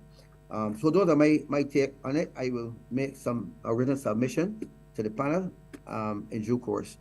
Thank you very much. Thank you very much, High Commissioner Clark. And I would just want to speak to one of the points you made about members of parliament. And there was a question raised by Rue Maynard, and the comment was some MPs continue to engage in professional/careers after being elected. Is there some protection in place to ensure that MPs are not in conflict or gain some benefit from inside knowledge and relationship? I will speak more to the first part of the comment to indicate that as it is right now, parliamentarians, members of parliament, are not full-time, except you are appointed to the cabinet. So the notion of full-time parliamentarian was just raised by High Commissioner Clark, and that is something, as he indicated, he certainly is going to be writing, I presume, will speak to that. But that's an issue, Ms. or Mr. Maynard, that we have flagged here as an issue to be contemplated. I want at this time to welcome and acknowledge the presence of Ambassador Noel Lynch, who's our ambassador to the United States and representative to the Organization of American States. And also, I believe online is Ambassador Tanika Seeley Thompson, ambassador to Brazil. And I know that Ambassador Lynch had indicated earlier he wanted to speak around 2 o'clock. So I invite him to join us and share his thoughts. And then we are making a list of others who have signaled their interest in speaking. Okay. Oh, it's okay. I see. I thought I'd been told that he was there. He's not there yet. Okay. On that note, I believe that Mr. Beckles has a list, so I'll hand over to him. I saw online Honorary Consul Dr. Myrna Lashley. You have the floor. Yes, you have the floor. Thank you very much, Mr. Beckles. I just want to speak to what Sir George and my cousin, Dr. Lowe Hoyt, said about the commission. And I think it's something that maybe you need to clarify. There are those who are of the opinion that this commission will automatically lead to some type of reform, when in fact, as I understand it, we're doing a review, and that review may mean that there's very little to change. That's the nature of reviews. That there is nothing that will be changed. We may find that you may find that everything is in order. And therefore, I think it's important for persons to understand that, because there may be those who think that by having this input, that what they say will be done. And I think we need to emphasize that, in fact, what we're doing here is a review, and that it's not necessarily going to lead to all the changes that people may or may not want. For me, that's extraordinarily important. I also want to say that, as I have indicated, that I certainly agree with Mr. Wickham. You do not want to have, for the want of a better word, outsiders dominating the political process of those who live within the country. I do not feel, I live outside, and I do not feel that I should have the same say as those who live in the country with the everyday circumstances and vicissitudes which one has to face. So I certainly agree with having a representative, but that representative, as has been stated, should live within Barbados to represent the diaspora. But even that has issues. I don't know if that person is how you're going to set it so that that person can really represent all the different issues which are going to be brought up, and the personalities and the demands. As far as what High Commissioner Clark just said, is something he said has been bothering me for a while, and that is the permanency of people's employment when they become MPs. I don't believe in part-time MPs. I do believe that when you become an MP, that is your job, and whatever funds you have should be put in trust. Someone else should be running your business. You should not be doing it, because we run the risk of people using the necessity to make a living by using inside information to promote themselves. Pay people a decent salary, have it be a full-time job, put their assets in trust, in a blind trust, let someone else manage their affairs until such time as they decide to leave Parliament or they are unelected by the populace.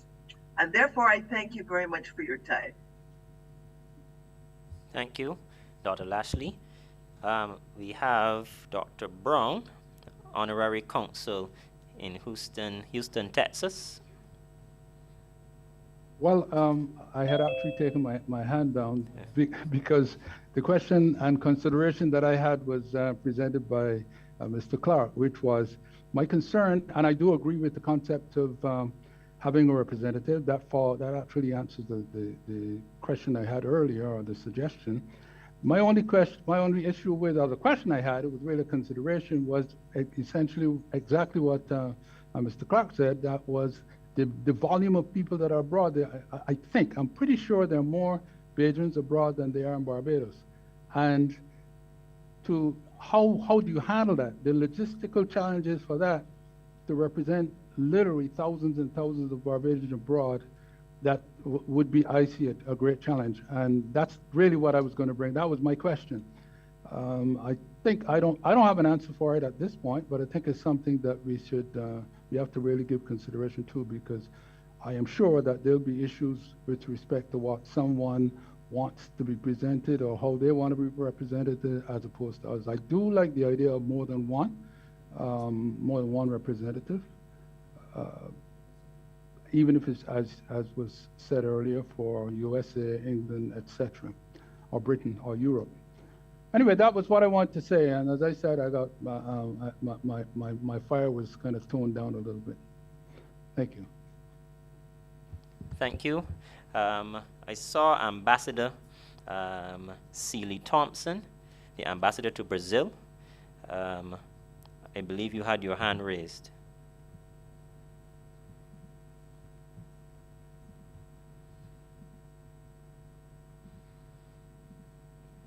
All right.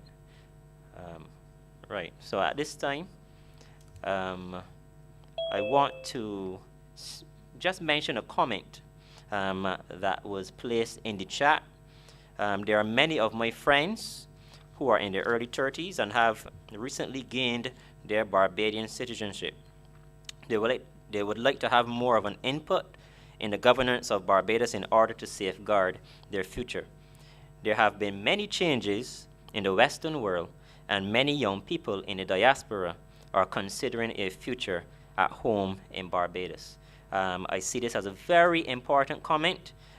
We have a number, as said in this contribution, we have a number of young persons in the diaspora who are considering a future at home in Barbados. And I would like to hear from those younger persons in the diaspora. I hope that there are some represented in this session, in this Zoom session. But I would love to hear some younger persons from the diaspora. How do you see, what do you want to see as relates to parliamentary reform in the Barbadian Republic moving forward? Thank you, and I believe that we are now joined by Ambassador Noel Lynch, so I invite you, sir, to share your thoughts with us. Good afternoon. Can you hear me? Yes, we can.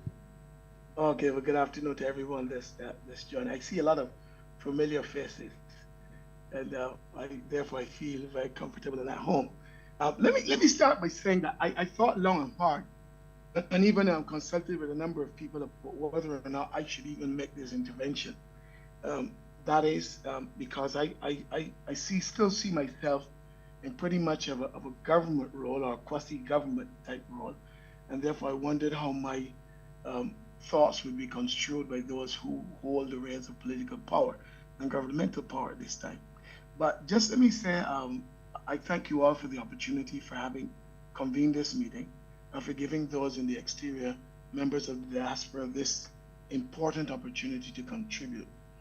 Now, let me start first by saying that I have watched carefully how Barbados has gone since the 2018 election, with one party holding all of the seats.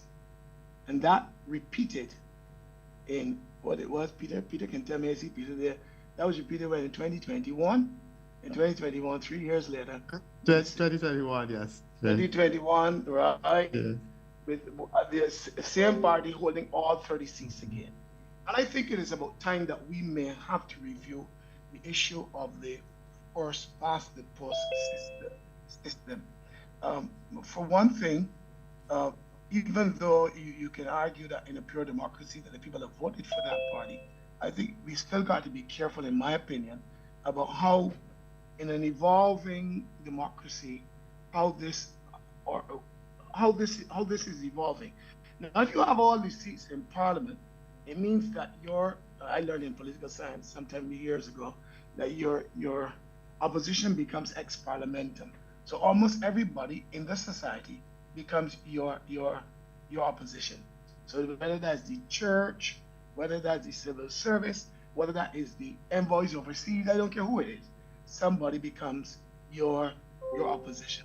And I believe that the shortcomings of the first past the post system is that the number of seats won by the party usually obviously does not coincide with the popular vote of the populace. And therefore, there was an example, I think even before the Barbados Labour Party won all the seats, I think in the 1999 election, and again, Peter Wickham can correct me, I think the Democratic Labour Party got 35% of the vote and got 2 seats. I think there were only 2 seats that they got in the parliament at the time. Prime Minister Thompson. In 99. Sounds like right. It's 99. And the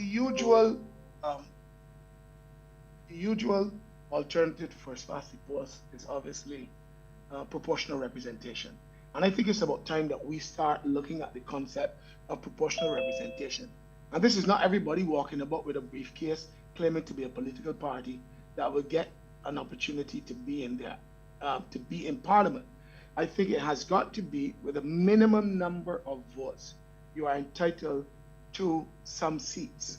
In other words, a minimum. So we can have 16 political parties in Barbados and everybody walking around the place believing that they should get a seat simply because they have been adopted as a political party. Now, I believe it's somewhere in Israel or somewhere where they've got so many seats, so many parties that it really makes a mockery of the concept of proportional representation. But proportional representation to the point where you must get a minimum number of votes for your party to be entitled to a seat. And we can, the brains that are bigger and better than mine can sort through. The major drawback, obviously, of proportional representation is that, again, you get some people, for example, as I said, like in the Israeli parliament, I think there's 13 parties holding seats. Now, there's another jurisdiction in the Commonwealth, I think it's New Zealand or one of them places where there's a mix of both proportional representation and first past the post. So what would happen is that you have a system of national MPs and you kind of have 2 ballots. So this is what happens. I vote for the person who represents my constituency, but at the same time, I also can cast a vote for a number of people that the parties can put up who are not, these people are not linked to a constituency per se, but they have a say and they will be in Parliament, and every party puts up their people, and then based on the number of votes that you get, then you can determine the proportion of how these people are put into the Parliament. Now, I believe that we have long passed the day when I guess the Westminster system has worked well for us, but I think we have now created we can now come to a situation where we need to think more clearly about how we're dealing with it in a small jurisdiction. As a former MP, I can also tell you that I also believe that the Barbados needs more seats. My opinion is that Barbados needs more seats. The personal touch needed to represent a constituency in Barbados and in small jurisdictions demands a lot out of your time, and particularly in a situation where you must be a member of the legislature to be a member of the executive. I believe we've also passed that as well, because this is what happens. You become a member of parliament, you become a minister of government, and people claim they don't see you, you don't represent them well, they don't get enough of your time, that kind of situation. I believe we have now reached the point where we must need to start looking at getting people in the executive that are outside of the legislature, and therefore a certain number of cabinet positions can be given to people who are not in the legislature, but appointed obviously by the prime minister and by her government, him or her, their government. We also need, in my opinion, to really look at expanding and using more seriously the parliamentary committee system. Including people who are non-elected members of parliament. I've always felt that you bring in a appropriations bill to parliament, and only those that are in the parliament really have a say in how the appropriations bill goes. And I believe that there are expanded roles for people who have particular professions within our society that should have a role. And therefore, again, that tallies back to what I'm talking about, the proportional representation in the national MPs. The parties can then pick people who are, for example, an accountant, an engineer. Shouldn't some of these people have a say over issues that are going on in the country, but are not necessarily tied to a constituency? These people can serve in the executive. You don't have to be a member of the legislature to serve in the executive. The committee system can also be used more broadly to ensure that when we, I don't like 100% the United States system where every single person that is appointed to every single position in government literally ends up in front of a committee. Some of them is just a passing through. But I do believe that more people need to have a say in the appointment of senior officials in our country outside of just maybe the prime minister and the leader of the opposition. Although sometimes even that doesn't work the way which it's supposed to work. I believe that we have now expanded the role of the appointment of judges. I believe that that even though the prime minister does have the final say, that judges are now subjected to having to apply, having to go through a committee or a system to be chosen. There's also a need for us to look at another way of strengthening our democracy is to provide an ongoing citizen participation for us in government. It is simply not enough to cast a ballot every 5 years. I think that there are several mechanisms all over the world that you can utilize. Issues of recall, for example. If you are not representing my interests well, I believe there should be some system for me to be able, during the intermittent period, during the period of the 5 years, for me to come back to the electorate, to be able to say, listen, John Brook, Peter Wickham is not a good MP. I don't see him at all. He don't serve me well. He don't do anything. Or no elect for that matter. It doesn't only have to be Peter Wickham. And that it is about time that we find a system of recall to be able to say that this person is thing. And let me say, there are several mechanisms. Modern technology is also can also easily facilitate this. And I'll say one other thing. The holding public officials to account must be at the heart of what we do in this democracy. You can't just, because we need serious civil service reform. But apart from that, if we, all officials must be held to account at a higher standard than we have now, both public officials and those that are elected. Transforming the public service, I believe, will be a great point. That may be more of a constitutional issue than a parliamentary issue, but I think it's an important issue. I will stop there. I don't know if any of what I've said has made sense, but I believe it is left to those in power to deal with the issues as they see fit. I'll stop there and cede the floor to someone else. Thank you very much. All for this opportunity. Thank you very much, Ambassador Lynch. And based on your initial comments, I where you signal a bit of a hesitation, and you mentioned that I think your words were that you still see yourself pretty much as a government. Since this is on the record, I would want to perhaps indicate to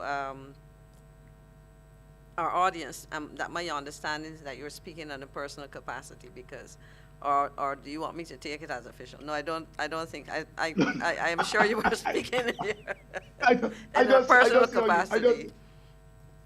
If I may, madam, there's one thing I neglected to say though. One of the things too that I am really concerned about is this bicameral system that we have. I believe that the Senate has now become. I served in the Senate with Sir Roy and Ambassador Thompson is serving in the Senate, the people that may be on this call. It has become too much of a rubber stamp for the lower house of government. And therefore, I am moving, the jury is still out in my head, but I am moving towards a unicameral system. I can't get it into my head that people end up in this place where you have, this neo-colonial anachronism that is the Senate. I really think we need to be able to look past that. Barbados needs more seats in the parliament, because that way you give more of the personal touch that I'm talking about. And also, you get more of an opportunity to get more people in.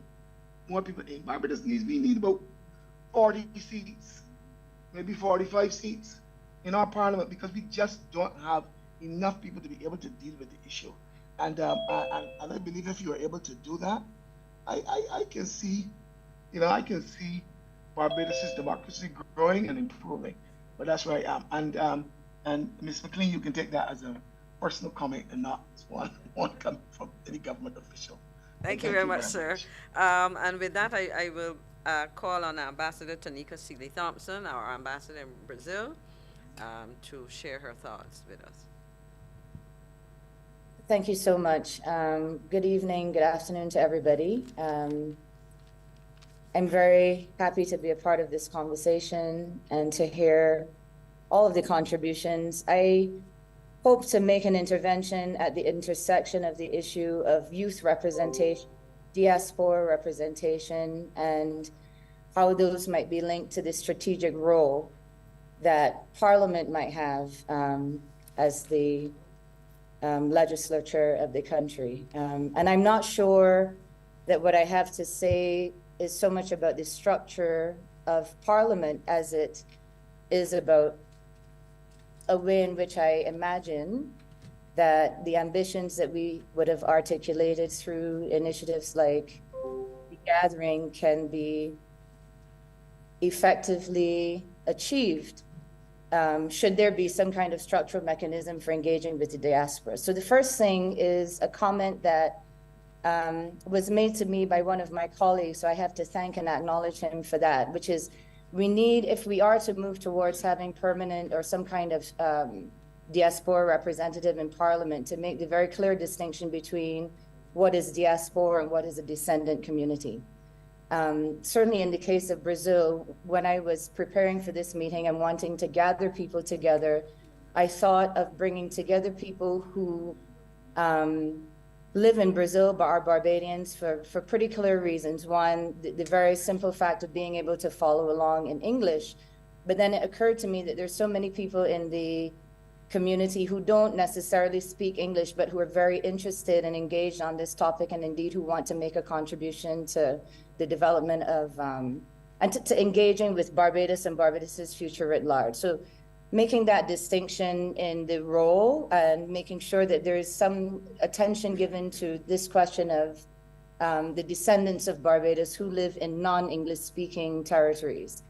And in that regard, I wanted to raise or put back on the table the question, or suggest perhaps that one of the things that such a representative, should that find favor with a new structure, one of the things that person would have to pay attention to is the fact of there being a very healthy non-English speaking diaspora who have questions like which generation of descendants get to have a say. And I'm not sure where we are with that discussion, please forgive me, but it felt like an opportune moment to raise that. I have descendants who are now in the 6th and 7th generation who want to engage with Barbados, but obviously would require a fairly heavy set of facilitation in that they've lost the ability to speak English. But in my view, and those of you who know me have heard me harp on about this over the years,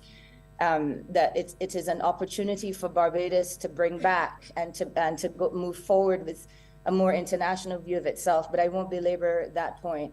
I was sitting with a young woman who is a student.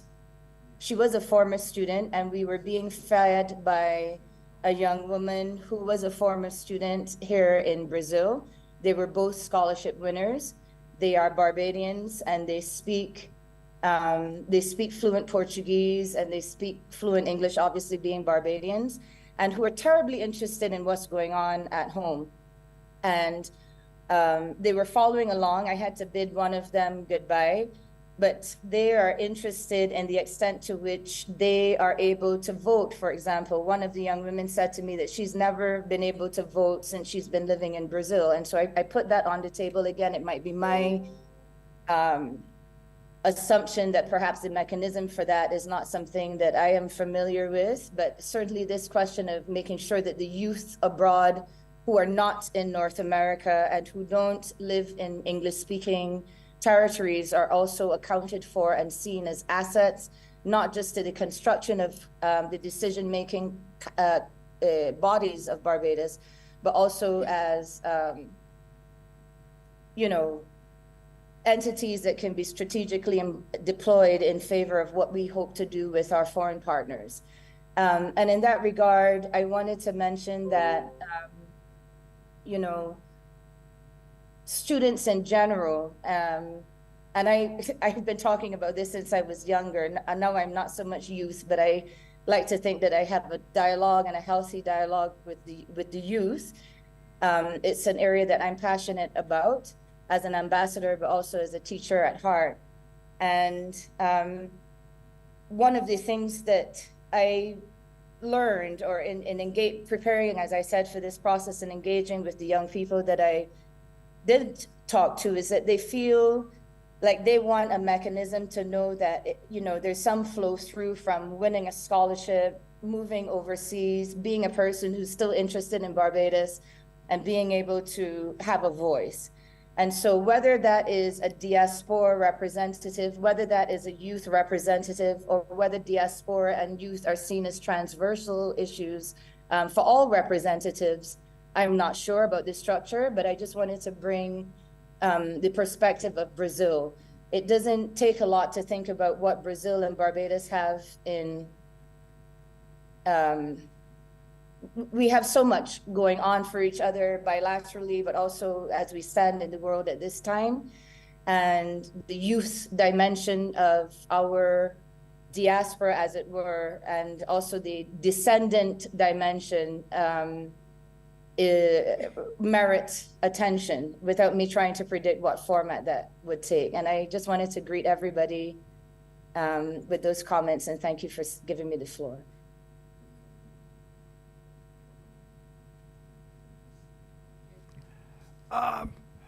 Ambassador Silly Thompson, thanks very much. My name is Richard Ishmael, and this is William Chandler. We'll be chairing the next hour or so session. As you can hear, I have a bit of a laryngitis, so Dr. Chandler will take over the lead over the next hour or so. Thank you. Thank you, Dr. Ishmael. And good afternoon, good morning, good afternoon, night, evening to everybody. I hope you're having a most salubrious day. Let me first start off by letting you know that you can attend Parliament online if you want. You can watch it on the Parliament's website. You can watch Parliament on YouTube via Parliament's YouTube channel. You can also watch Parliament via various social media channels, including some political parties and the Government Information Service. So really and truly, wherever you are in the world, Parliament is right there at your fingertips. I regularly watch Parliament online, actually, and it's quite entertaining from time to time, especially some of the things that go on in the Senate, even though some people think that the Senate is a rubber stamp. So with that said, let me just read out a few of the comments made in the Zoom chat that we missed, especially those that are responding to Ambassador Lynch. One person said, I concur with Ambassador Lynch on the right to recall as part of the Constitution. Another person said, I am listening intently to the conversation and I must ask, what is the real purpose of this forum in terms of parliamentary reform when there has been no discussion on the ties to the old colonial norms and procedures? Is there any intention to move away from the UK-themed rules and etiquettes that no longer are of importance to our new republic? Asking for friends of the diaspora. Well, really and truly, it's for you in the diaspora to be able to tell us what you want to see. So if you want us to move away completely from norms and procedures that you think are antiquated or shouldn't be in place in Barbados, then you have to come on the chat and let us know. All of these questions that you have in your head, well, many people in Barbados currently have in their minds, and we are here to hear your actual suggestions. In terms of the first question, it also corresponds with what Sir George was saying in terms of the nature of us becoming a republic and the extent to which a parliamentary system is intertwined with becoming a republic. Some people will say that the nature of the republic does not correspond with the parliamentary system, and the parliamentary system is completely distinct. But let's just remember that the parliamentary system responds to the country itself and what we've chosen for ourselves. So to the extent that Parliament operated under a monarch, the reality was that even Parliament itself belonged to the monarchs. The courts belong to the monarch. The government itself, the cabinet, belonged to the monarch. What we have now today are all of these branches of government now belonging directly to the people of Barbados, which is a great distinction, and it's why we have the reform process today, not just with parliamentary reform, but constitutional reform. With that said, is there anyone else who wants to speak at this time?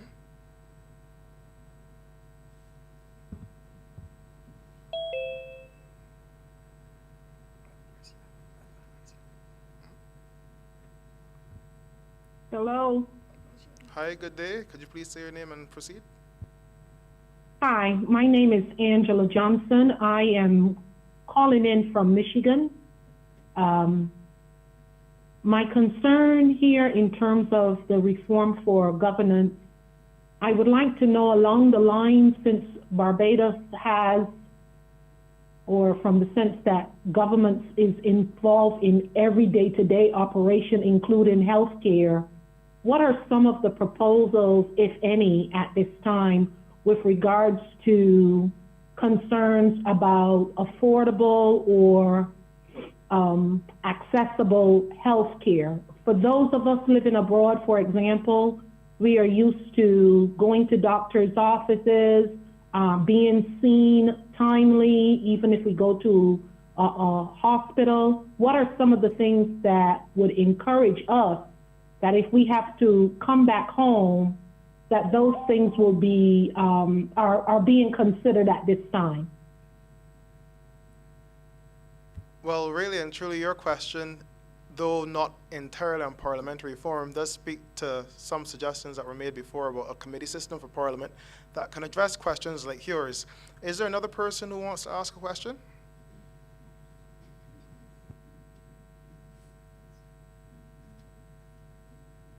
I see someone with iPad 3 with a hand up. Yes, that's myself. I'm calling from London, England. And my question is... And what's myself's name? My name is Rick. Oh, thank you. You're welcome. I lived in Barbados up until 1993, so I've been away a while. And for the few times I've been back, you know, there's been a terrific amount of changes to the country, which is always good to see. It's progress and it's done well. And I'm very happy to see it's now become a republic. One of the things I would say is when I heard sort of previous comments about if you've got a parliamentary system that has served the people and worked well, the old adage where it says if it's not broken, there's no need to fix it. Although modifications can always help. But the real question I want to ask you is when I was living in Barbados, it always struck to me the integrity of politicians. We've heard of politicians getting themselves in hot water and indeed having to spend time in prison and so on and so forth.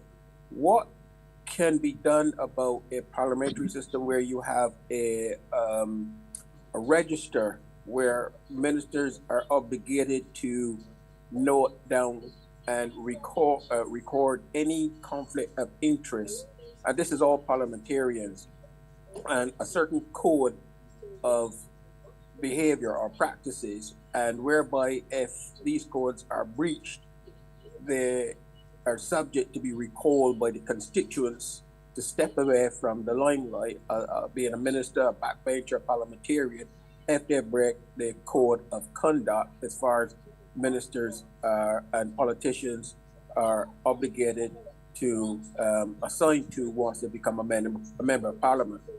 It's always been a concern when I lived there that, people would say that you would see a politician turn up for election time and then disappear. I'm not saying that that's the case now, but this would be an added protection to ensure that when people hear about these things happening, there's a level of transparency from politicians, and also we get politicians of the highest integrity beyond reproach.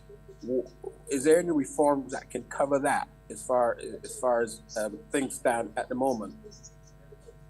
One thing I love about Barbadians is that they often ask questions but make statements at the same time.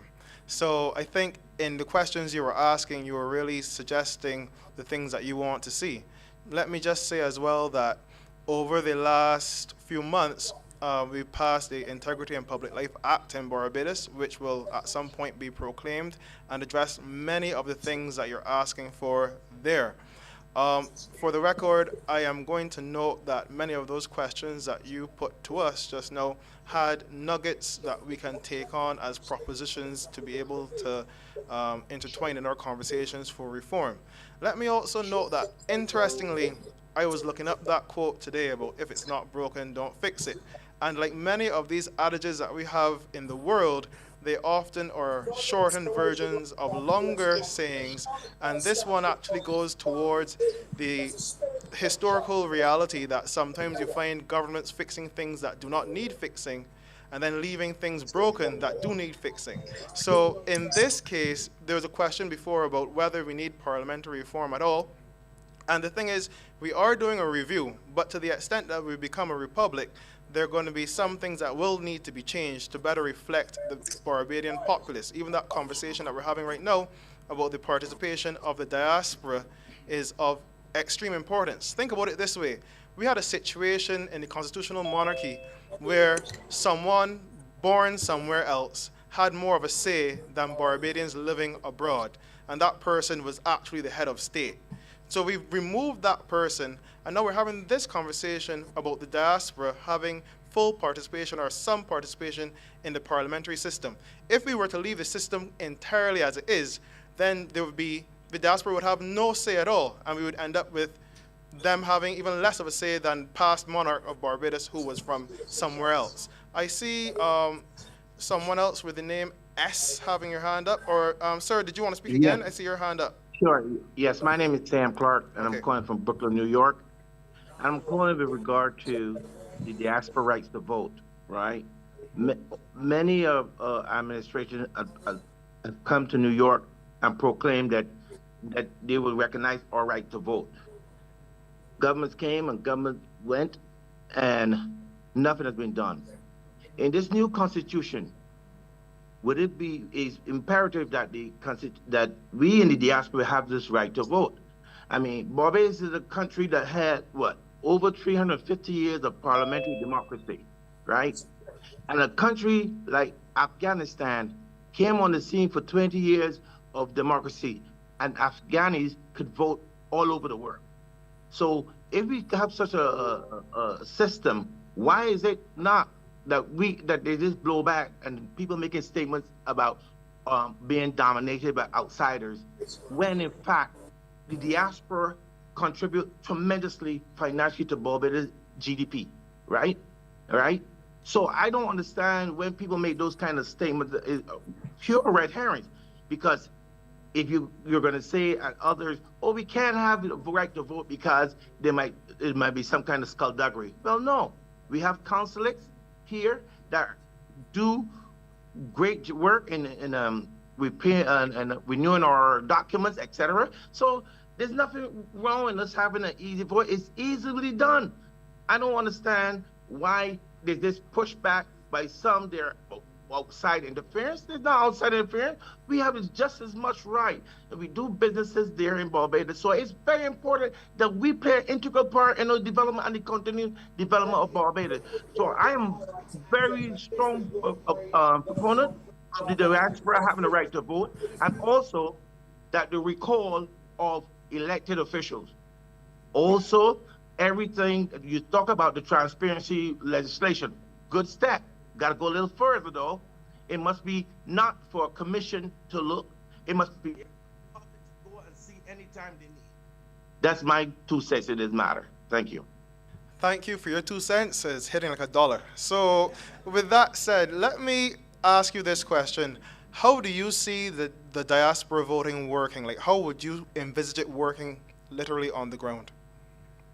The same way we can go to the consulate, like how Americans wherever in the world go to the consulate or designated area or wherever to vote with the same ballot. If you say I came from St. James or St. Philip, whatever, and you're registered to that constituency, then you are quite able to vote for that person in that constituency that where you're hailing from. This is a simple process. This is not rocket science. This is not reinventing the wheel. So what happens then if the constituency of the diaspora that says it hails from St. Philip is larger than the entire population living in St. Philip? What do you do then?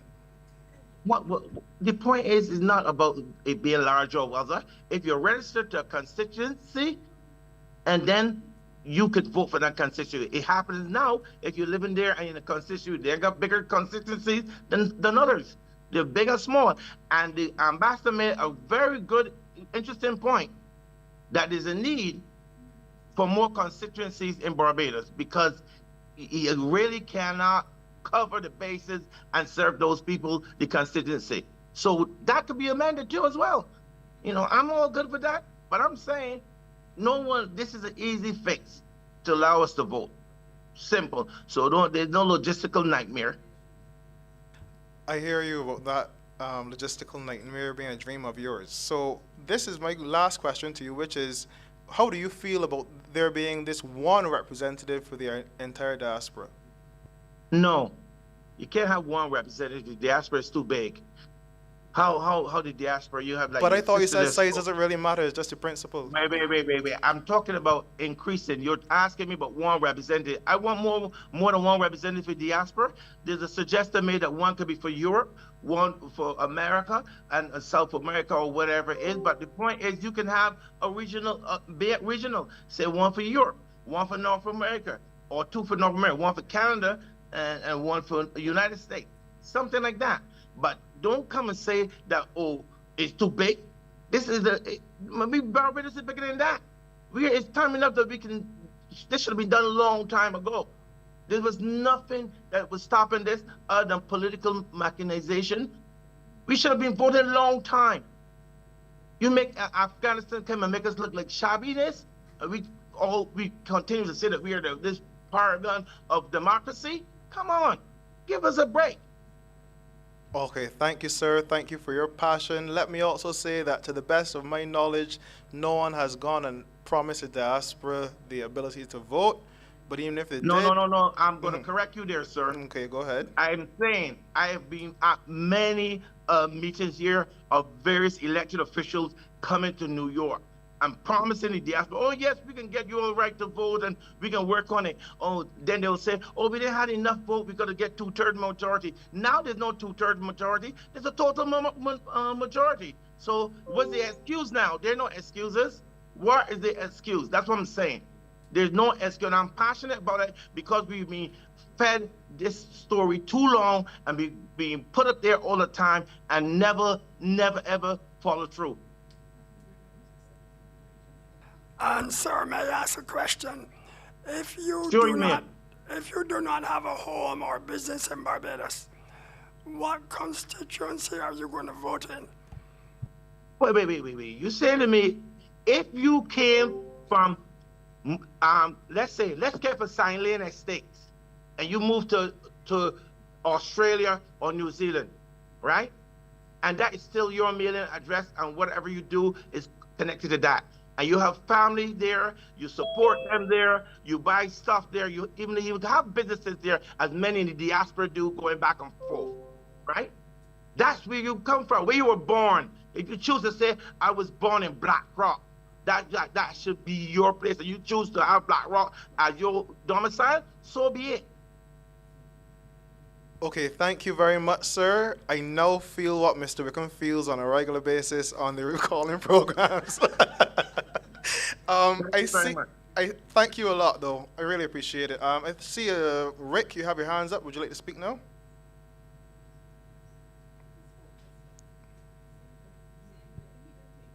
Oh, so Rick, you didn't take down your hand and you have yourself muted. Did you actually want to speak, or should I just go on to the next person? Oh, sorry about that. Sorry, this technology is a bit new to me. What I was saying is that you're right about some sayings being shortened versions. What I was saying is, if the principle of the parliamentary system have served you and worked well, yes, there are modifications because we live in different times. We live in a time of technology. 50 years ago, we wouldn't be able to do this. 50 years ago, we would have to put a pen to paper and write to each other, or pick the phone up and call each other. But we have this technology now that brings us close together, i.e. I'm in London and you're in Barbados. But one other thing I would like to add is that if you're going to bring forward this parliamentary bill, make sure it is fit for purpose and not left with a lot of lingering loopholes to make the whole thing untenable. And that is the only concern about your rebuttal to myself, is that when you bring forward this integrity bill that you just mentioned, that it is fit for purpose and it effectively bring to light. And what I was talking about is a member's register. So any conflict of interest, they have to know it down. I.e., if they're a minister for a certain department and they take a gratuity or whatever, they have to note it down. And if it breaks the rules, then they are subject to scrutiny and they have to take responsibility. And that means that they're expelled from the party or the parliament. Then they have to go back to the people, and the people will decide whether this person is fit to represent them going forward. That's all I wanted to say. I'll take my hand down if it's still up. Thank you for the opportunity to speak. Okay, no problem. You're welcomed. Your hand is down now, so you're good. Are there any Great stuff. Are there any more people who would like to speak right now? Before I go to read some more of the comments. In the meantime, let me just read another comment. Mr. Adrian Hines, not Adrian Clark, the Calypsonian, sorry about that. Parliamentarians must return to be a constituency representative first and foremost.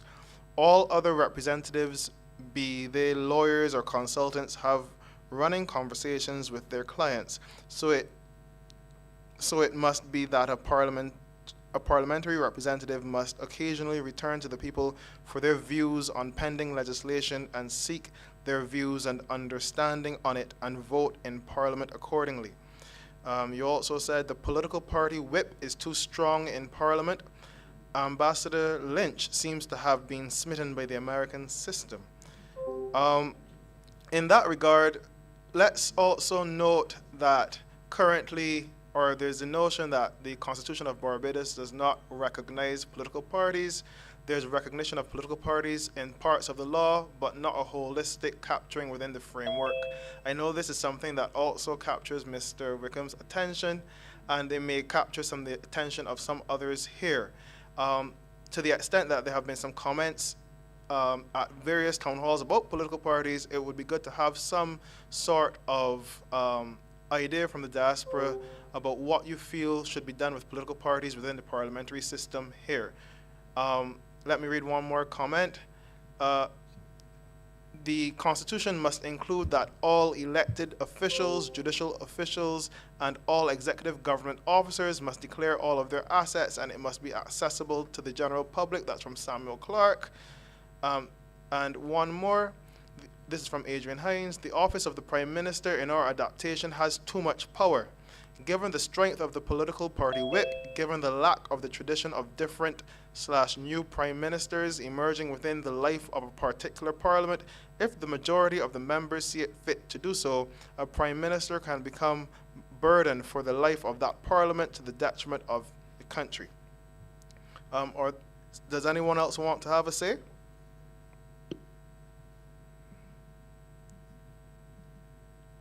I'm not seeing any more hands at this point in time. Let me just reply then to that last comment from Mr. Hines. To be honest with you, I am one of those people who goes on Wikipedia, goes on different websites, and I search for the longevity of various politicians who've been in office, especially heads of government. And to be very honest with you, Barbados has had a healthy turnover of heads of government over the years, especially since independence. In fact, since the introduction of cabinet government before independence. We've had prime ministers come, we've had premiers come, and premiers go. We've had prime ministers come, and prime ministers go. And we have had extremely stable government, and I don't know the extent to which you can say that prime ministers have been burdens onto the people of Barbados. Since I'm here sitting with the Parliamentary Reform Commission, that's as far as I'm going to go with that one. But what I will say to you in relation to that is that at the end of the day, what we've seen in the parliamentary system is that the people of Barbados have had their say on the government of the day. And whenever the people want the government in, they're in. When the people want the government out, they're out.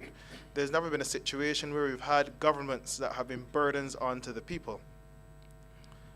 One more comment says from Clark's Panama, says, I am in agreement with the intervention of Ambassador Tonika Seeley Thompson on how to facilitate voting from the diaspora.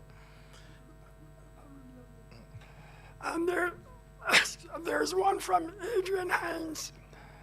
I am not for diaspora voting. There are way more persons with Barbadian citizenship living overseas than at home, and that they can have a deleterious effect of the functioning and good governance of the country. So what we have now is obviously a difference of opinion between some people in terms of the extent to which the diaspora should be allowed to vote in Barbados. Mr. Samuel Clark, you have your hands up. Would you like to speak again? Yes, thanks for the opportunity again. There's a great book written by Lani Guinier called Tyranny of the Majority. That's a book should be assigned for reading by the Commission to look.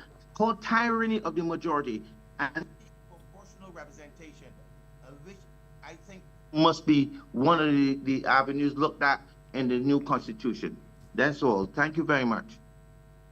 Okay, thank you. But when you say it should be looked at in the new Constitution, looked at for what purpose exactly? No, the purpose, if you want to see how tyranny of the majority rules, and these are proportional representation, right? And the lack thereof, right?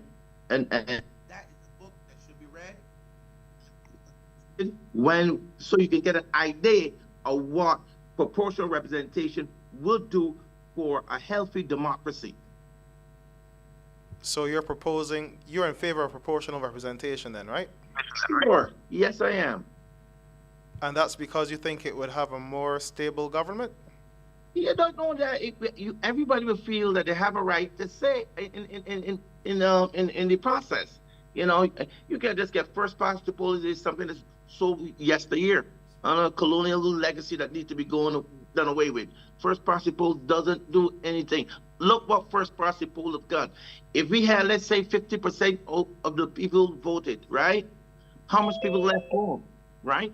So do you mean that they don't have a say, right? So, you know, it must be looked at. It's serious like that. There's another part of local government that must be involved. The Torn Commission has a very good review of local government being implemented within the Constitution. And I think that should be added in the Constitution, because if you bring it through the Parliament, it can always be done away with by another party in power. But when it is constitutionalized, it is there, enshrined for us and everybody all the right. Local government is another way to go if you don't want to open up the idea of more constituency. As the ambassador Link said, it's so big and they don't have enough time. So local governments can play that, can bridge that gap. Okay, thank you very much. In relation to local government, that is part of what we've been dealing with as well. If other people have comments that they want to make on local government, please go ahead. Mr. Andrew Reid, you would like to make a comment? Yeah, thank you, Speaker. Yeah, first of all, to probably repeat a few things that I said already and confer with them. Well, first of all, I'd like to obviously congratulate Barbados on being a republic. I didn't get a chance to say that before, and I'm well pleased with that. Again, I'd just like to reiterate proportional representation. I think it will be good for Barbados, and I heard one mention about additional seats being made. That would be also good, because in any political system, I believe there must be opposition. The few that haven't voted, there must be always a good opportunity to have good governance. So, and that thing. As in terms of, we were talked about overseas voting. Personally, living in the UK, I do not want to have my vote to have a more greater vote than the people that live there. Also, I don't want my vote to be able to be over-influence the people in Barbados. But what I would look like my vote to do is to raise our concerns about how the government is run, whether there's a voice maybe at the Senate, at that level, but at some level where our voices can be heard. I think we need to have proper envoys distributed around the country that can gather our voices from the Diaspora, where the country they're from, so that we have a collective from maybe from the UK, from the Americas, from Brazil, Belize, and so we can have a collective of what people have been saying. Lastly, I just want to point, as an overseas person and a trade unionist, if I come and live there to work, how this new republic is going to protect low-paid workers or workers in general, and what improvements they can make being a republic in terms of workers' rights. But that's an important thing from my side, if I wanted to come there and live and work there, how well is my job protected? Within the UK, we have strong employment rights, and I believe Barbados is moving towards that, but they are long for short of protecting workers. And that is mine. I'm going to just make my contribution to that. Okay, thank you very much. Thank you. There's a comment made here that says the right for the diaspora to vote might come with them having to pay taxes into the Barbados Treasury, no matter where they live in the world. No taxation without representation, right? So no representation without taxation as well. It actually is a principle that comes from Barbados 100 years before America. So putting that on the table for you all to consider. Dr. Lashley, would you like to speak again? I know your hand is up. You just took the words out of my mouth. That was exactly my issue, is that out of Barbados came no taxation without representation. So are people who are advocating, and I'm being repetitive because you just said it, but are people who are advocating that the diaspora vote, are they looking at rights and responsibilities? One thing to say I have the right, but then you have to, do we have the responsibility of paying taxes? And are people prepared to pay two sets of taxes? The taxes to where they live and the taxes to Barbados to ensure the right to vote. It seems to me that it's a rights and responsibility issue, and I don't know if this has been thoroughly considered, and I certainly think it would need to be thoroughly vetted if we were to go down that route. Thank you. Thank you, Dr. Lashley. Just 1 minute, please. this is a point that we would like everyone to consider. So if you have comments on this or any other points, please go ahead and make them. Universal taxation is a key feature in some countries, such as the United States of America, and of course they have diaspora voting as well. There is a comment here about it says that the diaspora contains different constituents. Some have never been to Barbados. Should they have more of a say than someone who lives there? Only U.S. citizens who pay taxes get to vote. Afghanistan doesn't have a democracy. Are there any other people who would like to have a say? I would just like to respond back to about paying. I don't mind paying as long as I know that it's going to go towards better health care, better workers' rights, and better road systems. Okay, I don't think if we're going to vote and be part of it, I don't think we outside wouldn't mind paying a small fee for that privilege. If it's going to make the people in Barbados, especially when we visit, healthcare, workers' rights, and so forth, are much better and are improved on a yearly basis. If that happens, then I will gladly willing to pay a few pounds towards it. Thank you very much. I think many people here, especially those in government, would welcome your few pounds. So, sir, you congratulated Barbados on becoming a republic, and like I did at the Barbados Community College Town Hall with the young people there, I asked them, how do they feel about Barbados becoming a republic? Is it material to them? Do any of you all have like a strong sentiment in terms of us becoming a republic? Like, what does it mean to you? Sir, maybe you'd like to go first? I don't know, since you did the congratulations earlier. Myself? Yes, please. Yeah, well, yeah. Well, I'm glad that you have independence. Independence is something that a lot of countries want. You know, born in the UK, we have a royal family here, and I heard a lot of things originally that Barbados didn't have its own say in terms of criminal justice, and they have the right to the UK for the Privy Council and so forth. So I'm happy for you to have true independence now. I don't know what that will look like in the future, but I hope that it gives you the opportunity to gain further economic support from diasporas from abroad. It helped us to strengthen what Barbados is all about, and its history, and its legacy, and its contact with Africa, and that connection. So it raises great opportunities at the moment for the Barbados, I believe, in being a complete independent. Okay, thank you, sir.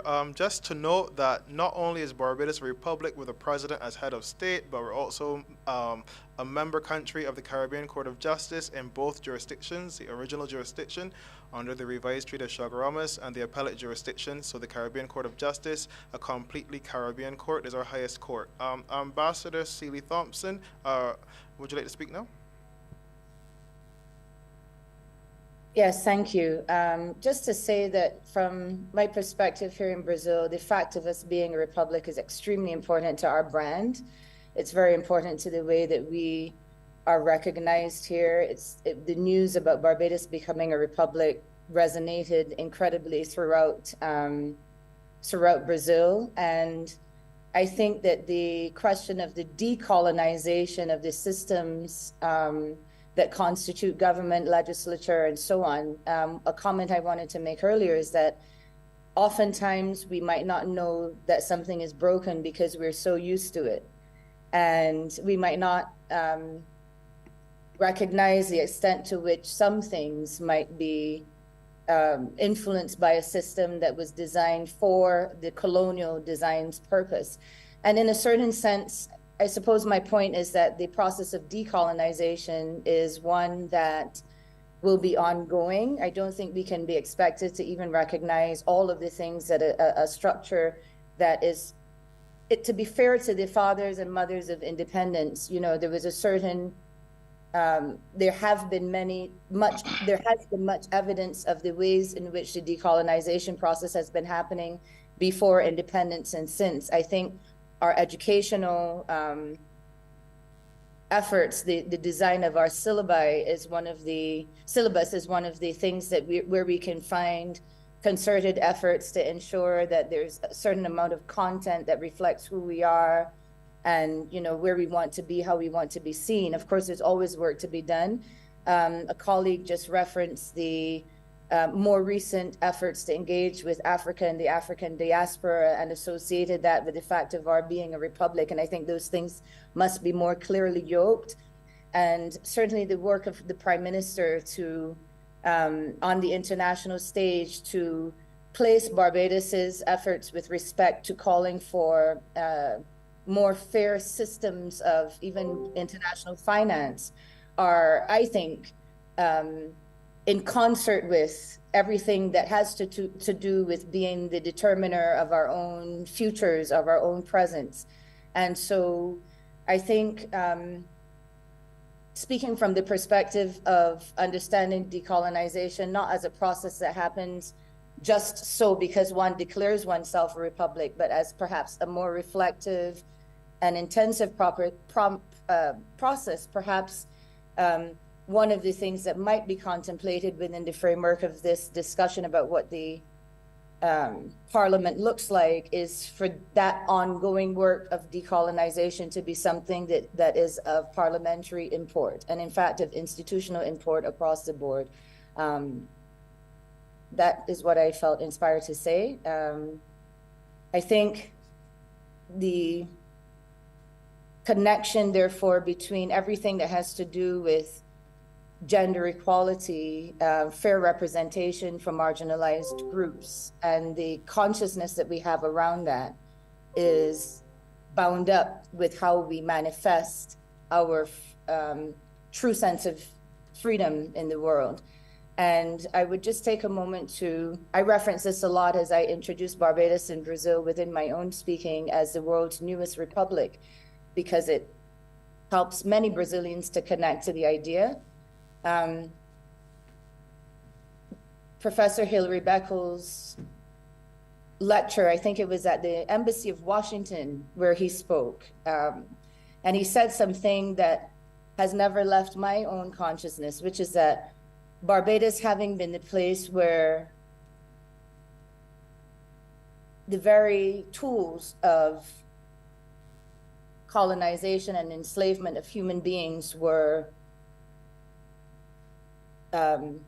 developed to the extent that they were, to the extent that the word "to Barbados" becomes used as a methodology for spreading that system, means that Barbados, in seeking to be the freest country in the world now, has almost this ancestral debt.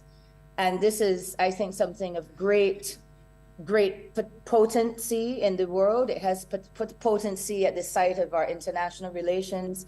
It has potency at the site of how we stand in the world. It resonates with the voice of the Prime Minister as she calls for more fairness and justice. And once upon a time, the word justice and even putting the word social justice and diplomacy together may have been things that we would have been less likely to do. But to the extent that democracy and the fight for democracy becomes so important, especially today, as a global, the global relevance of the insistence on true democracy, I think Barbados's reputation, the Barbados brand, the Barbados idea is totally bound up with it, the fact of it being a republic, and it's totally bound up with perhaps all struggles for democracy everywhere. I offer that as a personal perspective, but also of one that I'm able to develop because I have the privilege of serving Barbados in a part of the world where these questions are very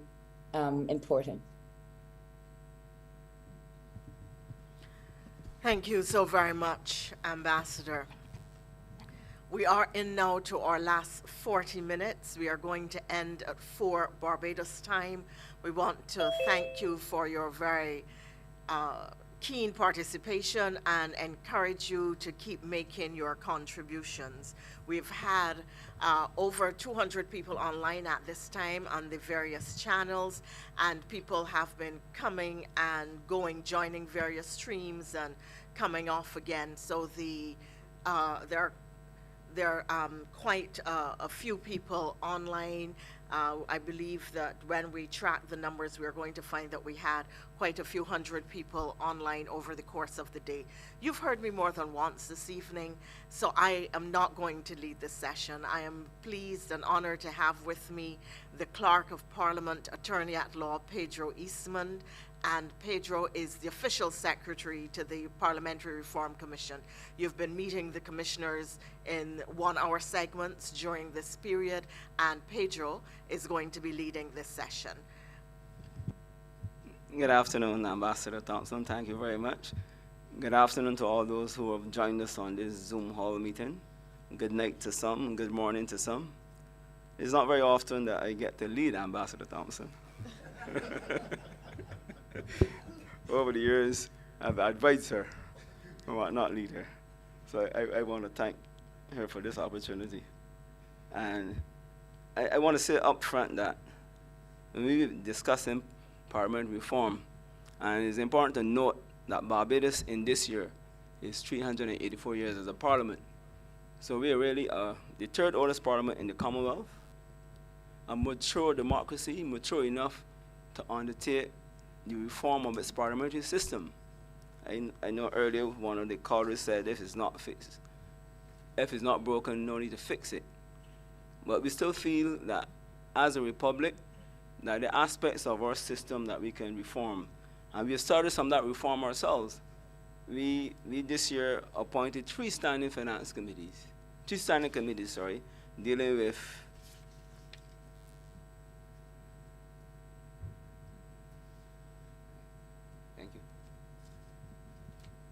we have three committees, one on the social sector and the environment, there's one on governance on policy matters, and economic and productive sectors. I know some callers earlier had mentioned the introduction of a wider parliamentary committee system to allow the parliament to be,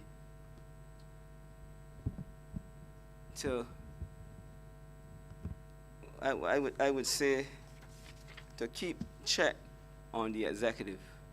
And that system is working well.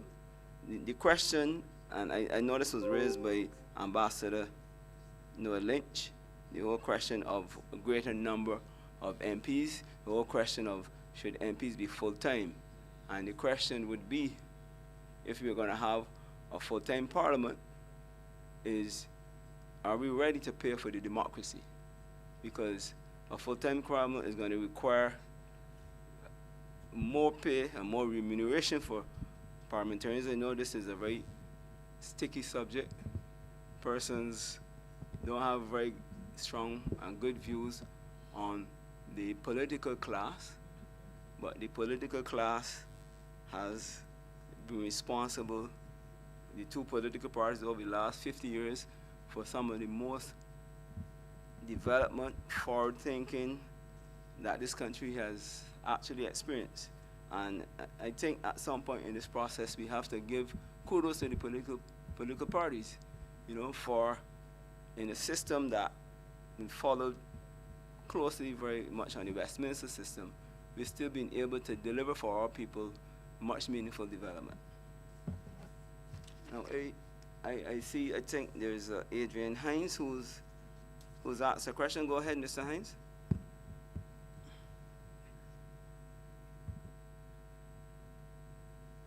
I didn't have my hand up. It was initially, and then it was removed, so I didn't really have a question. But now that I have this form, I guess I could put my stuff in there. The existing, to me, the glaring ridiculousness of what exists in the current parliament is that we have a cabinet that is so large that the parliament cannot exercise its responsibility, its oversight responsibility. And given that cabinet with its collective responsibility clause and the duality of parliamentarians serving as ministers, clearly that oversight is lost. And that, I think, is one of the hallmarks of Westminster, being a mixed government system, is to allow for that oversight of cabinet by the larger parliament. So to Ambassador Lynch's point, that we need to really look at separating ministerial portfolios from Parliament. If you're a parliamentarian, you want to become a minister, you should be made to resign from that, so that Parliament can continue to have that oversight. Because in our adaptation of Westminster, we've given so much power to the office of Prime Minister. And Ezra Allen, in his column on the Record back in 2010, spoke to that awesome power of the Prime Minister, as he did he looked at the office of the President in the United States with regards to the office of the Prime Minister in a country like Barbados with Westminster, and he said that the Prime Minister has much more power, and we see that centralization of power. But then, for a functioning democracy, we should have that oversight capacity. So yes, I think for one, ministerial portfolios should be reduced. It should be mandated in the Constitution that it shouldn't be, it should be X amount. If portfolios have to be doubled up by one minister, then ministers should not be parliamentarians. That's it. Thank you. A very interesting comment, sir, because at the Commonwealth Parliamentary Association, there is a recommendation on benchmarks for democratic legislatures. And one of those recommendations is that the cabinet should be 1/3 the size of the parliament. Now, this is not a very popular benchmark with politicians, because if we had to use the Barbados situation, where Barbados to adopt this benchmark, it would mean we would only have 10 ministers. Now, there is a very interesting article put out by the UK Parliament on the size of Parliament and what do ministers really do. And one of the recommendations that came to the Commission from retired permanent secretaries is the institution of greater committees. And they're of the view that we really should have 9 ministries. Now, the Commission has to meet with this retired group. I know there are different views on the Commission in relation to the size of Parliament, the size of the Cabinet, sorry. And the other issue is, given the complex nature of government, would 10 ministers be sufficient to carry out those complex roles? And in order to achieve the oversight function of Parliament, there might be a need to make Parliament bigger, to have greater representatives and more representatives as called for by Ambassador Noah Lynch. But as I said, the call for more representatives, the call for full-time representatives, forces us to address the cost of democracy. And I would like to hear some members on the cost of democracy. I ain't gonna deal with the cost of, and I'm just gonna finish with this, but I think if we agree that for democracy's sake and for the true function of Parliament, that oversight is necessary, then we definitely have to do something about these cabinets going from 16 to 17 to 20 to 28 or whatever, and bring that back into a more manageable expectation. So we have to start somewhere, right? Government is costing us a lot of money today, and I remember the current Prime Minister, the Honorable Mia Motley, when she was first deposed as the leader of the opposition. She made a comment that Parliament needed to be increased, and her concept was to have at-large parliamentarians, meaning that they are elected to Parliament from a wider popular vote, not a constituency vote. And you don't need a lot of them. Similar to, in concept, to what I think was the idea behind the senior minister approach, where these senior ministers look into multiple portfolios. So there are ways to address it if we agreed that what is currently taking place in our parliament, having a cabinet so large that the parliament cannot do its job, and see that as really a direct threat to democracy, and giving credence to this idea that we're creeping into an authoritarian state, given how things are made up, even though that might not be in reality, it looks that way. If we come to that realization, then we can find a solution. Thanks. Yeah, thanks for your comment, sir. I would like to hear other persons on the Zoom on this whole issue of the size of the cabinet. Pedro, yes. I want to come in here because I noticed that you talk about the committee system. You said that there are 3 committee system now that have been introduced in the parliament. I want to find out if these are now cemented in your standing orders of parliament. Because we know that governments come and governments go, and we need something that can be established. That there must be oversight committees to look at the financial status of government, and also to look at things like approval and acquisition of land for public purposes. These are things that I believe that should be discussed on a full-time basis. Now, when we talk about full-time parliamentarians, we do not mean that Parliament must meet, let's say, 12 months in any 1 year. Right now, I think you're best able to tell me how many times Parliament meet. I know that there's some years Parliament met over 45 times in that year. But full-time parliamentarians would mean that you have to have an office open for the full year. You have to do things in your constituency. You have to be able to give service. And I think a full-time parliamentarian is important. Now, you asked the question about the cost. The cost of democracy is high. Democracy is high, and the population will have to understand that the cost of democracy is high. The cost of autocracy is even higher. So if you want democracy, you need to understand that it has to be paid for. I do not subscribe to the view that in this day and age, you have parliamentarians who are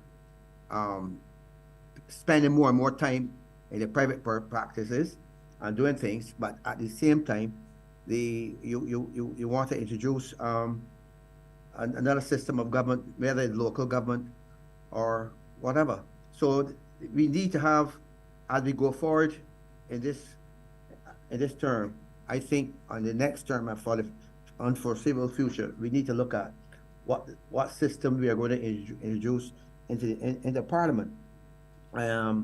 I believe too that I do not believe that we need to scrap the Senate.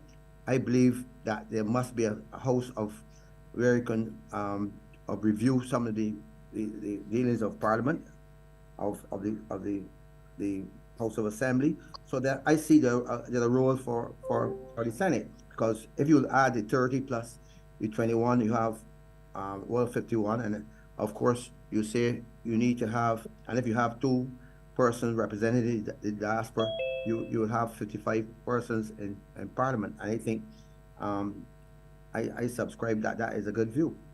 So that I feel that as we go forward, Pedro, we need to look at the whole question of what it is that we want as a nation. I see that democracy is very important, and that we need to, the populace must understand, and accountability is the key here. And my last question is though, the Public Accounts Committee. The Public Accounts Committee. Now, I believe that the Public Accounts Committee, it used to be chaired by the opposition leader. What has become of the Public Accounts Committee? I think that in a case where and if you have, as I said before, that I propose a system of first past the poll plus proportional representation, where you have 30 persons past the poll system and 5 for the proportional representation. In that system, you may have where persons can be assigned to the Public Accounts Committee. The Public Accounts Committee is that committee that is very important, and I think we need to look carefully at its members, and I believe the Auditor General should be a member of the Public Accounts Committee. If not, the chair could be a standing members of that committee. All right, I want to hear your reply on these things. Thank you very much, Ambassador Clark. Now, the Public Accounts Committee, the Auditor General is not a member, but is seen as almost a fixture of the Public Accounts Committee. That certainly in our view, the Auditor General is almost the investigating arm of the Public Accounts Committee, and the reports of the Auditor General are those reports that really fuel any investigation by the committee itself. The challenge that the committee has faced within the last two parliaments, well, initially in the first parliament, the one of 2018, you will remember that we had one of the government members crossing the floor to become leader of the opposition. So the Public Accounts Committee automatically had a chairman. What has happened since 2022 is that we've repeated the situation in Parliament where one party has all the seats, so there's no leader of the opposition. And the Public Accounts Committee Act calls for that committee to be chaired by the leader of the opposition, and or somebody who doesn't support the government. And only this week we had a discussion in the Parliament Reform Commission where there are independent senators on the committee, but because the committee is seen as almost an opposition committee, as it were, chaired by the leader of the opposition, independent senators are very loath to take up the chair of that committee for fear of being seen as in opposition to the government. And that is a real issue, and the Commission has decided that we will seek a legal opinion on that, so we could settle the whole issue of the chairmanship of the committee, so that the committee could really begin to do its work. Now, in relation to the standing committees, the standing orders were amended. You asked the question whether they were enshrined in law. They are in the standing orders, but as you are aware, as a long-serving parliamentarian, you know, a subsequent parliament, because you can't bind a future parliament. A future parliament may decide that they don't want to have these standing committees and could change the standing orders. So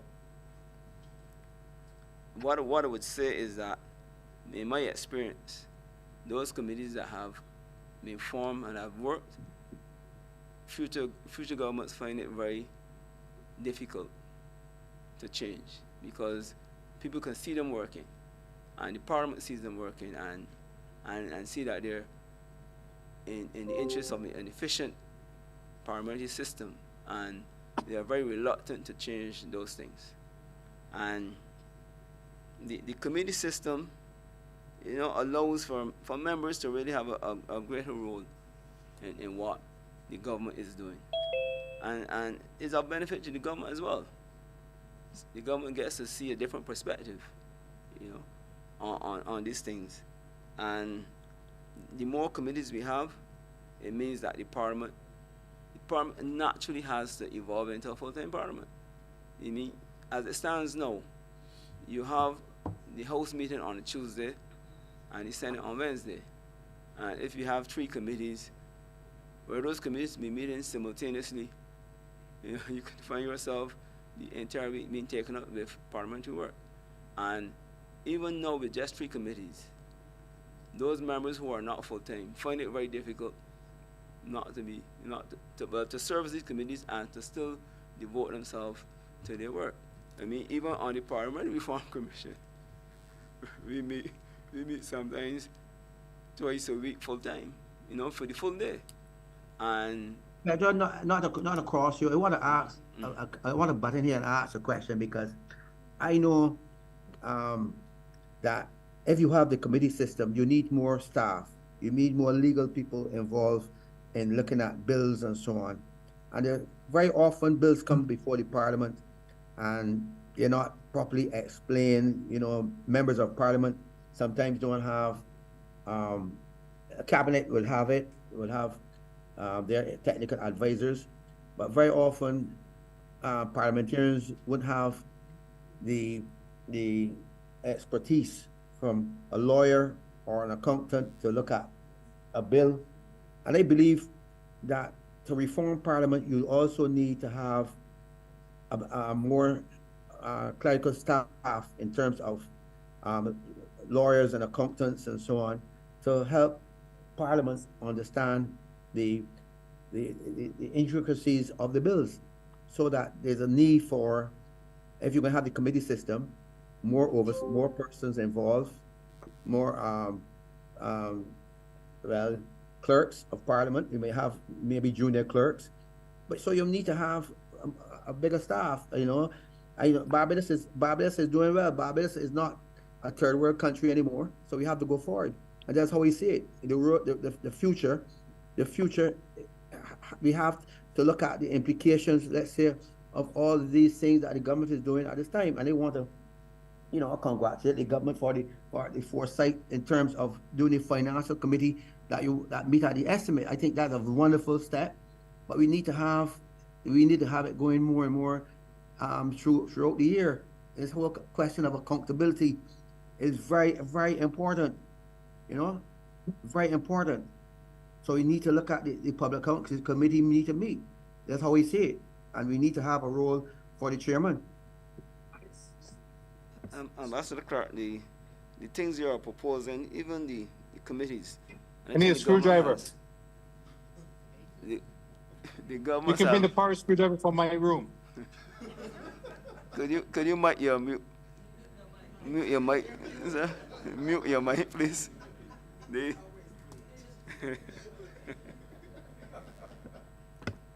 I think when Ambassador Clark, I think when the government established these 3 additional committees, they were told that in time you will need additional staff.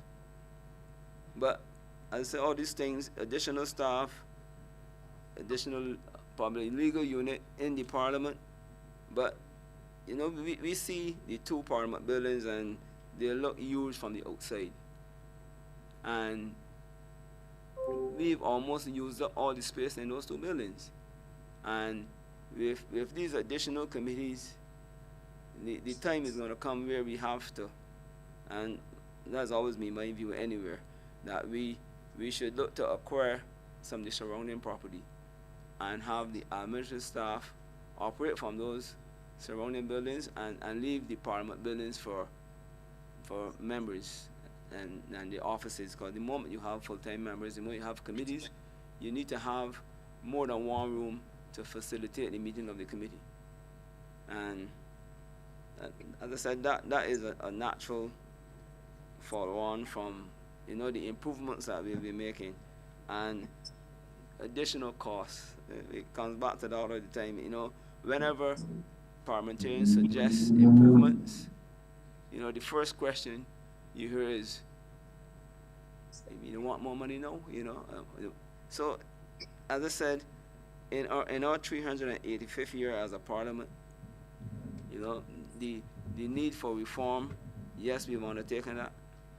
They need to see, you know, the workings of the Parliament as integral to the democracy, and any proper functioning democracy is a cost. But I think over time that the public will get to see the real benefits of this expenditure.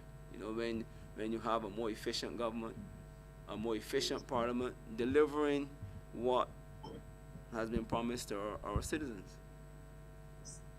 In relation to the Standing Finance Committee, which now operates at estimates, it is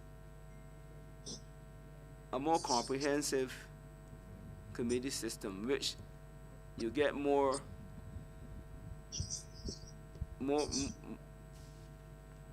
details on the estimates, more explanations.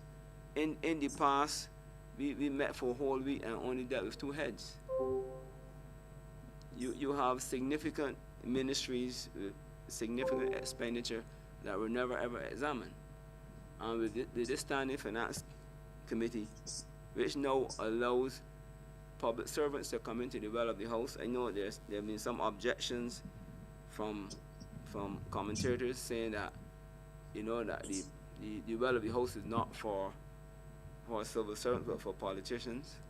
When public servants come to the well of the House, it's not to explain the policy. That is still the function of the minister. And when you have the chairman of committees insist that any questions posed in relation to policy has to be answered by the minister, what the civil servants are asked to do is to explain how that policy is implemented in terms of the different programs that you do during the year. And I think one of the additions that we have to that system is to have a report at the end of the year as to how well those programs have functioned before you go into another year of the committee asking and inquiring on the future expenditure of a particular department.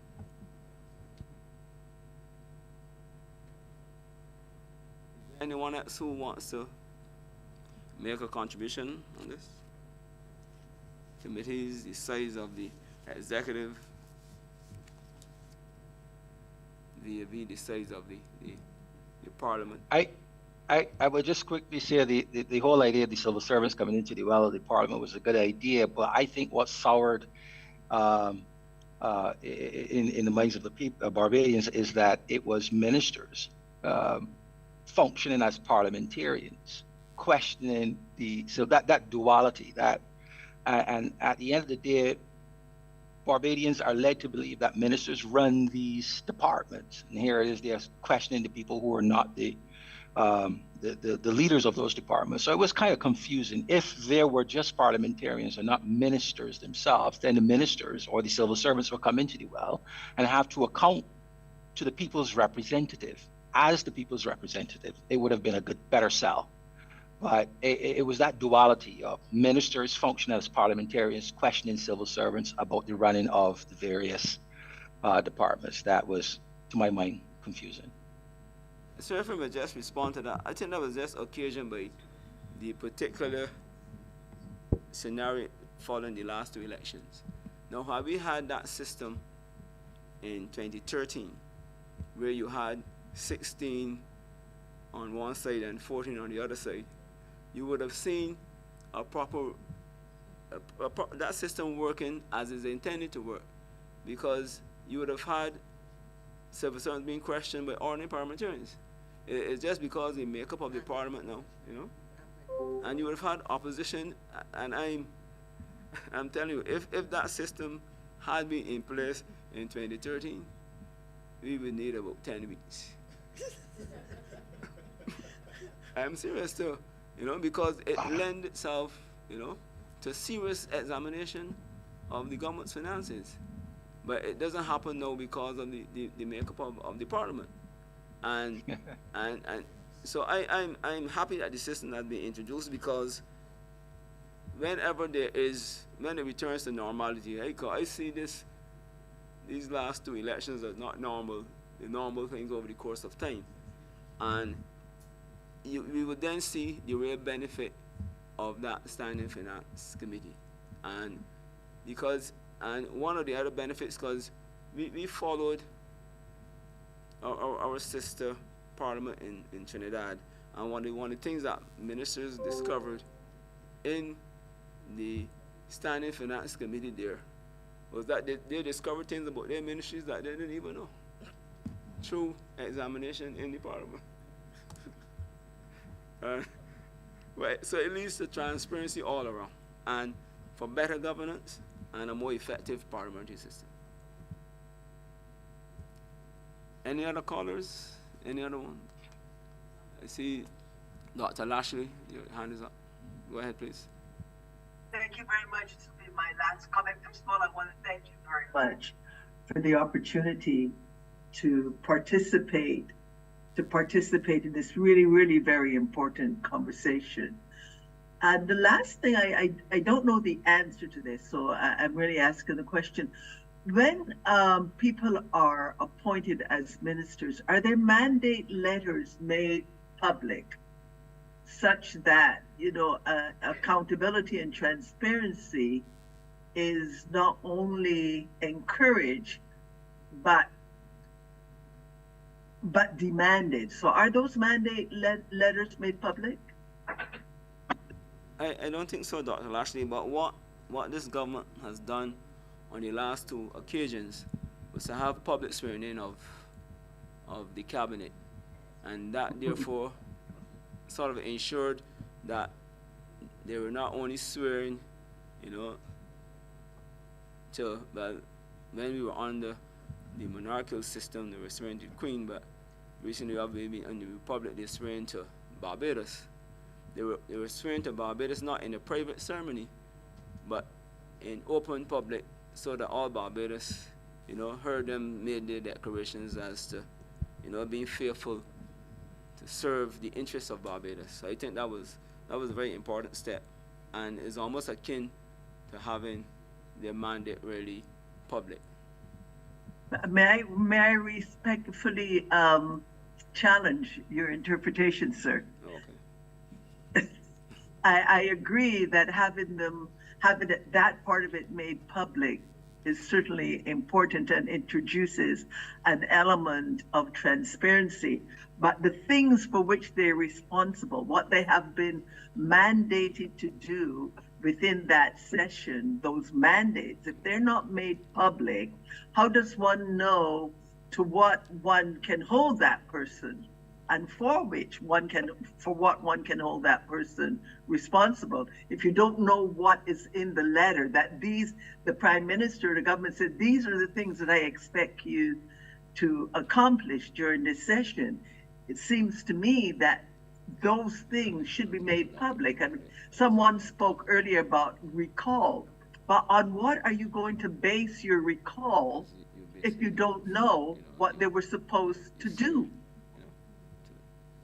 So I'm not trying to dispute with you. I'm just trying to say that I must regretfully reject a part of your argument. Thank you. What I would add is that the areas of which they have responsibility for is certainly made public, but I am not aware of a mandate as such that is made public. Thank you very much. May I suggest that that's one of the things that could be considered? Yeah, we will deal with that at the Commission. Thank you. Thank you very much. Yes, we are getting close to that time when we have to respectfully close. But are there any final comments? I see Cynthia Wave, Barbados. Go ahead, ma'am. No, I just would like to say thank you very much for holding this session this afternoon. It's been quite enlightening for me. I do agree with what our ambassadors mentioned earlier in regards to the diaspora representation. I think that's something that would be excellent. I think it's probably along the same guidelines as what the Jamaican government has put into place for their country as well. So I think Barbados would be definitely, it'll benefit Barbados greatly to have something like that in place for us as well. I think Ambassador Thompson would be heartened by your support. And any other comments at this time?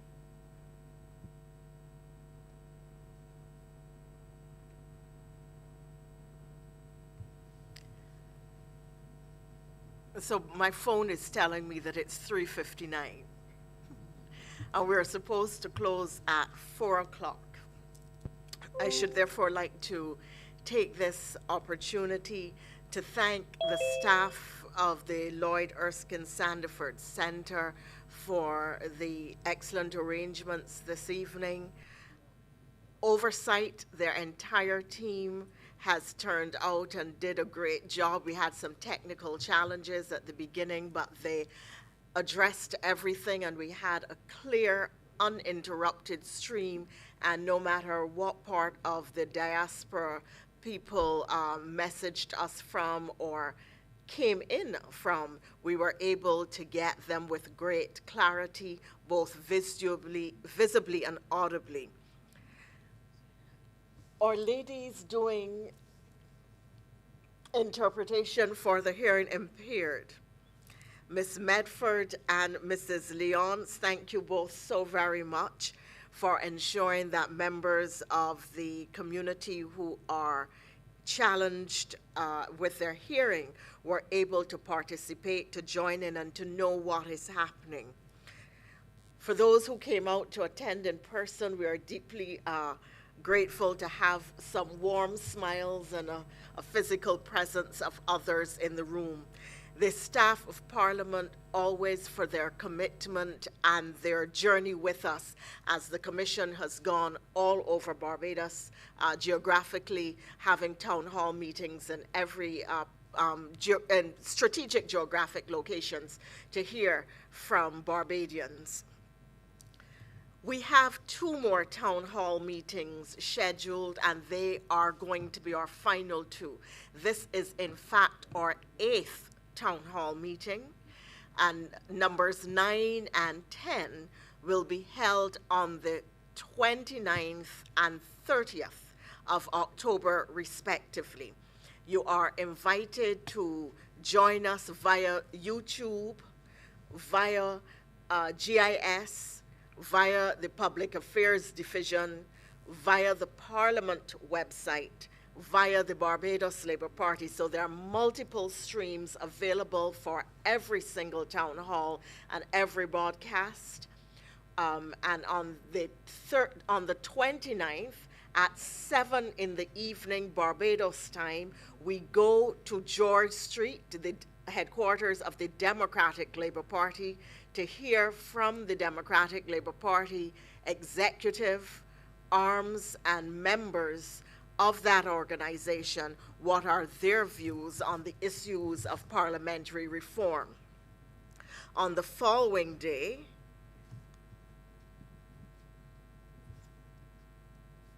the 30th and 31st. Oh, I'm giving you the wrong date, I'm being told. On the 30th and 31st. Really? Okay, so. No, it should be the 30th and 31st. Ah, I thought, oh, yes, okay. Well, you can blame that on the fact that we started at midday and I haven't eaten since breakfast, so blood sugar levels are low. On the 30th and 31st, so just to correct that, we will go to the Democratic Labour Party headquarters on the 30th at 7 o'clock in the evening Barbados time, and on the 31st, the next day, the Tuesday, at 6:30 in the evening, we go to the headquarters of the Barbados Labour Party to hear their members, their arms, and the arms of the party, that is, and their executive at 6:30 in the evening. So all our meetings have been held at 7 o'clock. No, it's the other way around. Is it? Seven. Theirs is at 7, but the one at the Democratic Labour Party is at 6:30. Yes, so all our other meetings were at 7. I apologize that I've been confusing you a bit. All our other meetings, for those of you who have been following the stream, and we've had certainly well over 10,000 people follow these meetings online. So those meetings have traditionally been at 7, and we will meet with the Democratic Labour Party on the 30th at their George Street headquarters at 7 p.m., and that meeting will be streamed live. That's a Monday. Yes, at 6:30. At 6:30 for the Democratic Labour Party. And the next day, no, this is bad, at 6:30 for the Democratic Labour Party on the Monday, the 30th. And on Tuesday, the 31st, at BLP headquarters, it will be 7 o'clock. We're going to start later.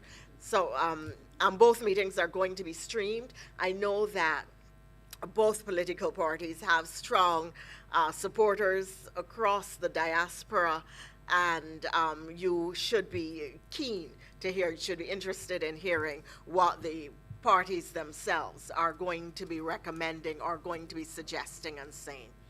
I want to thank all Barbadians everywhere, whatever country, whatever time zone you are in, for taking the time to join us this evening, to share your views, to give your opinions, to make your recommendations, to say what is of concern to you and what you want to see our Parliament look like and do going forward.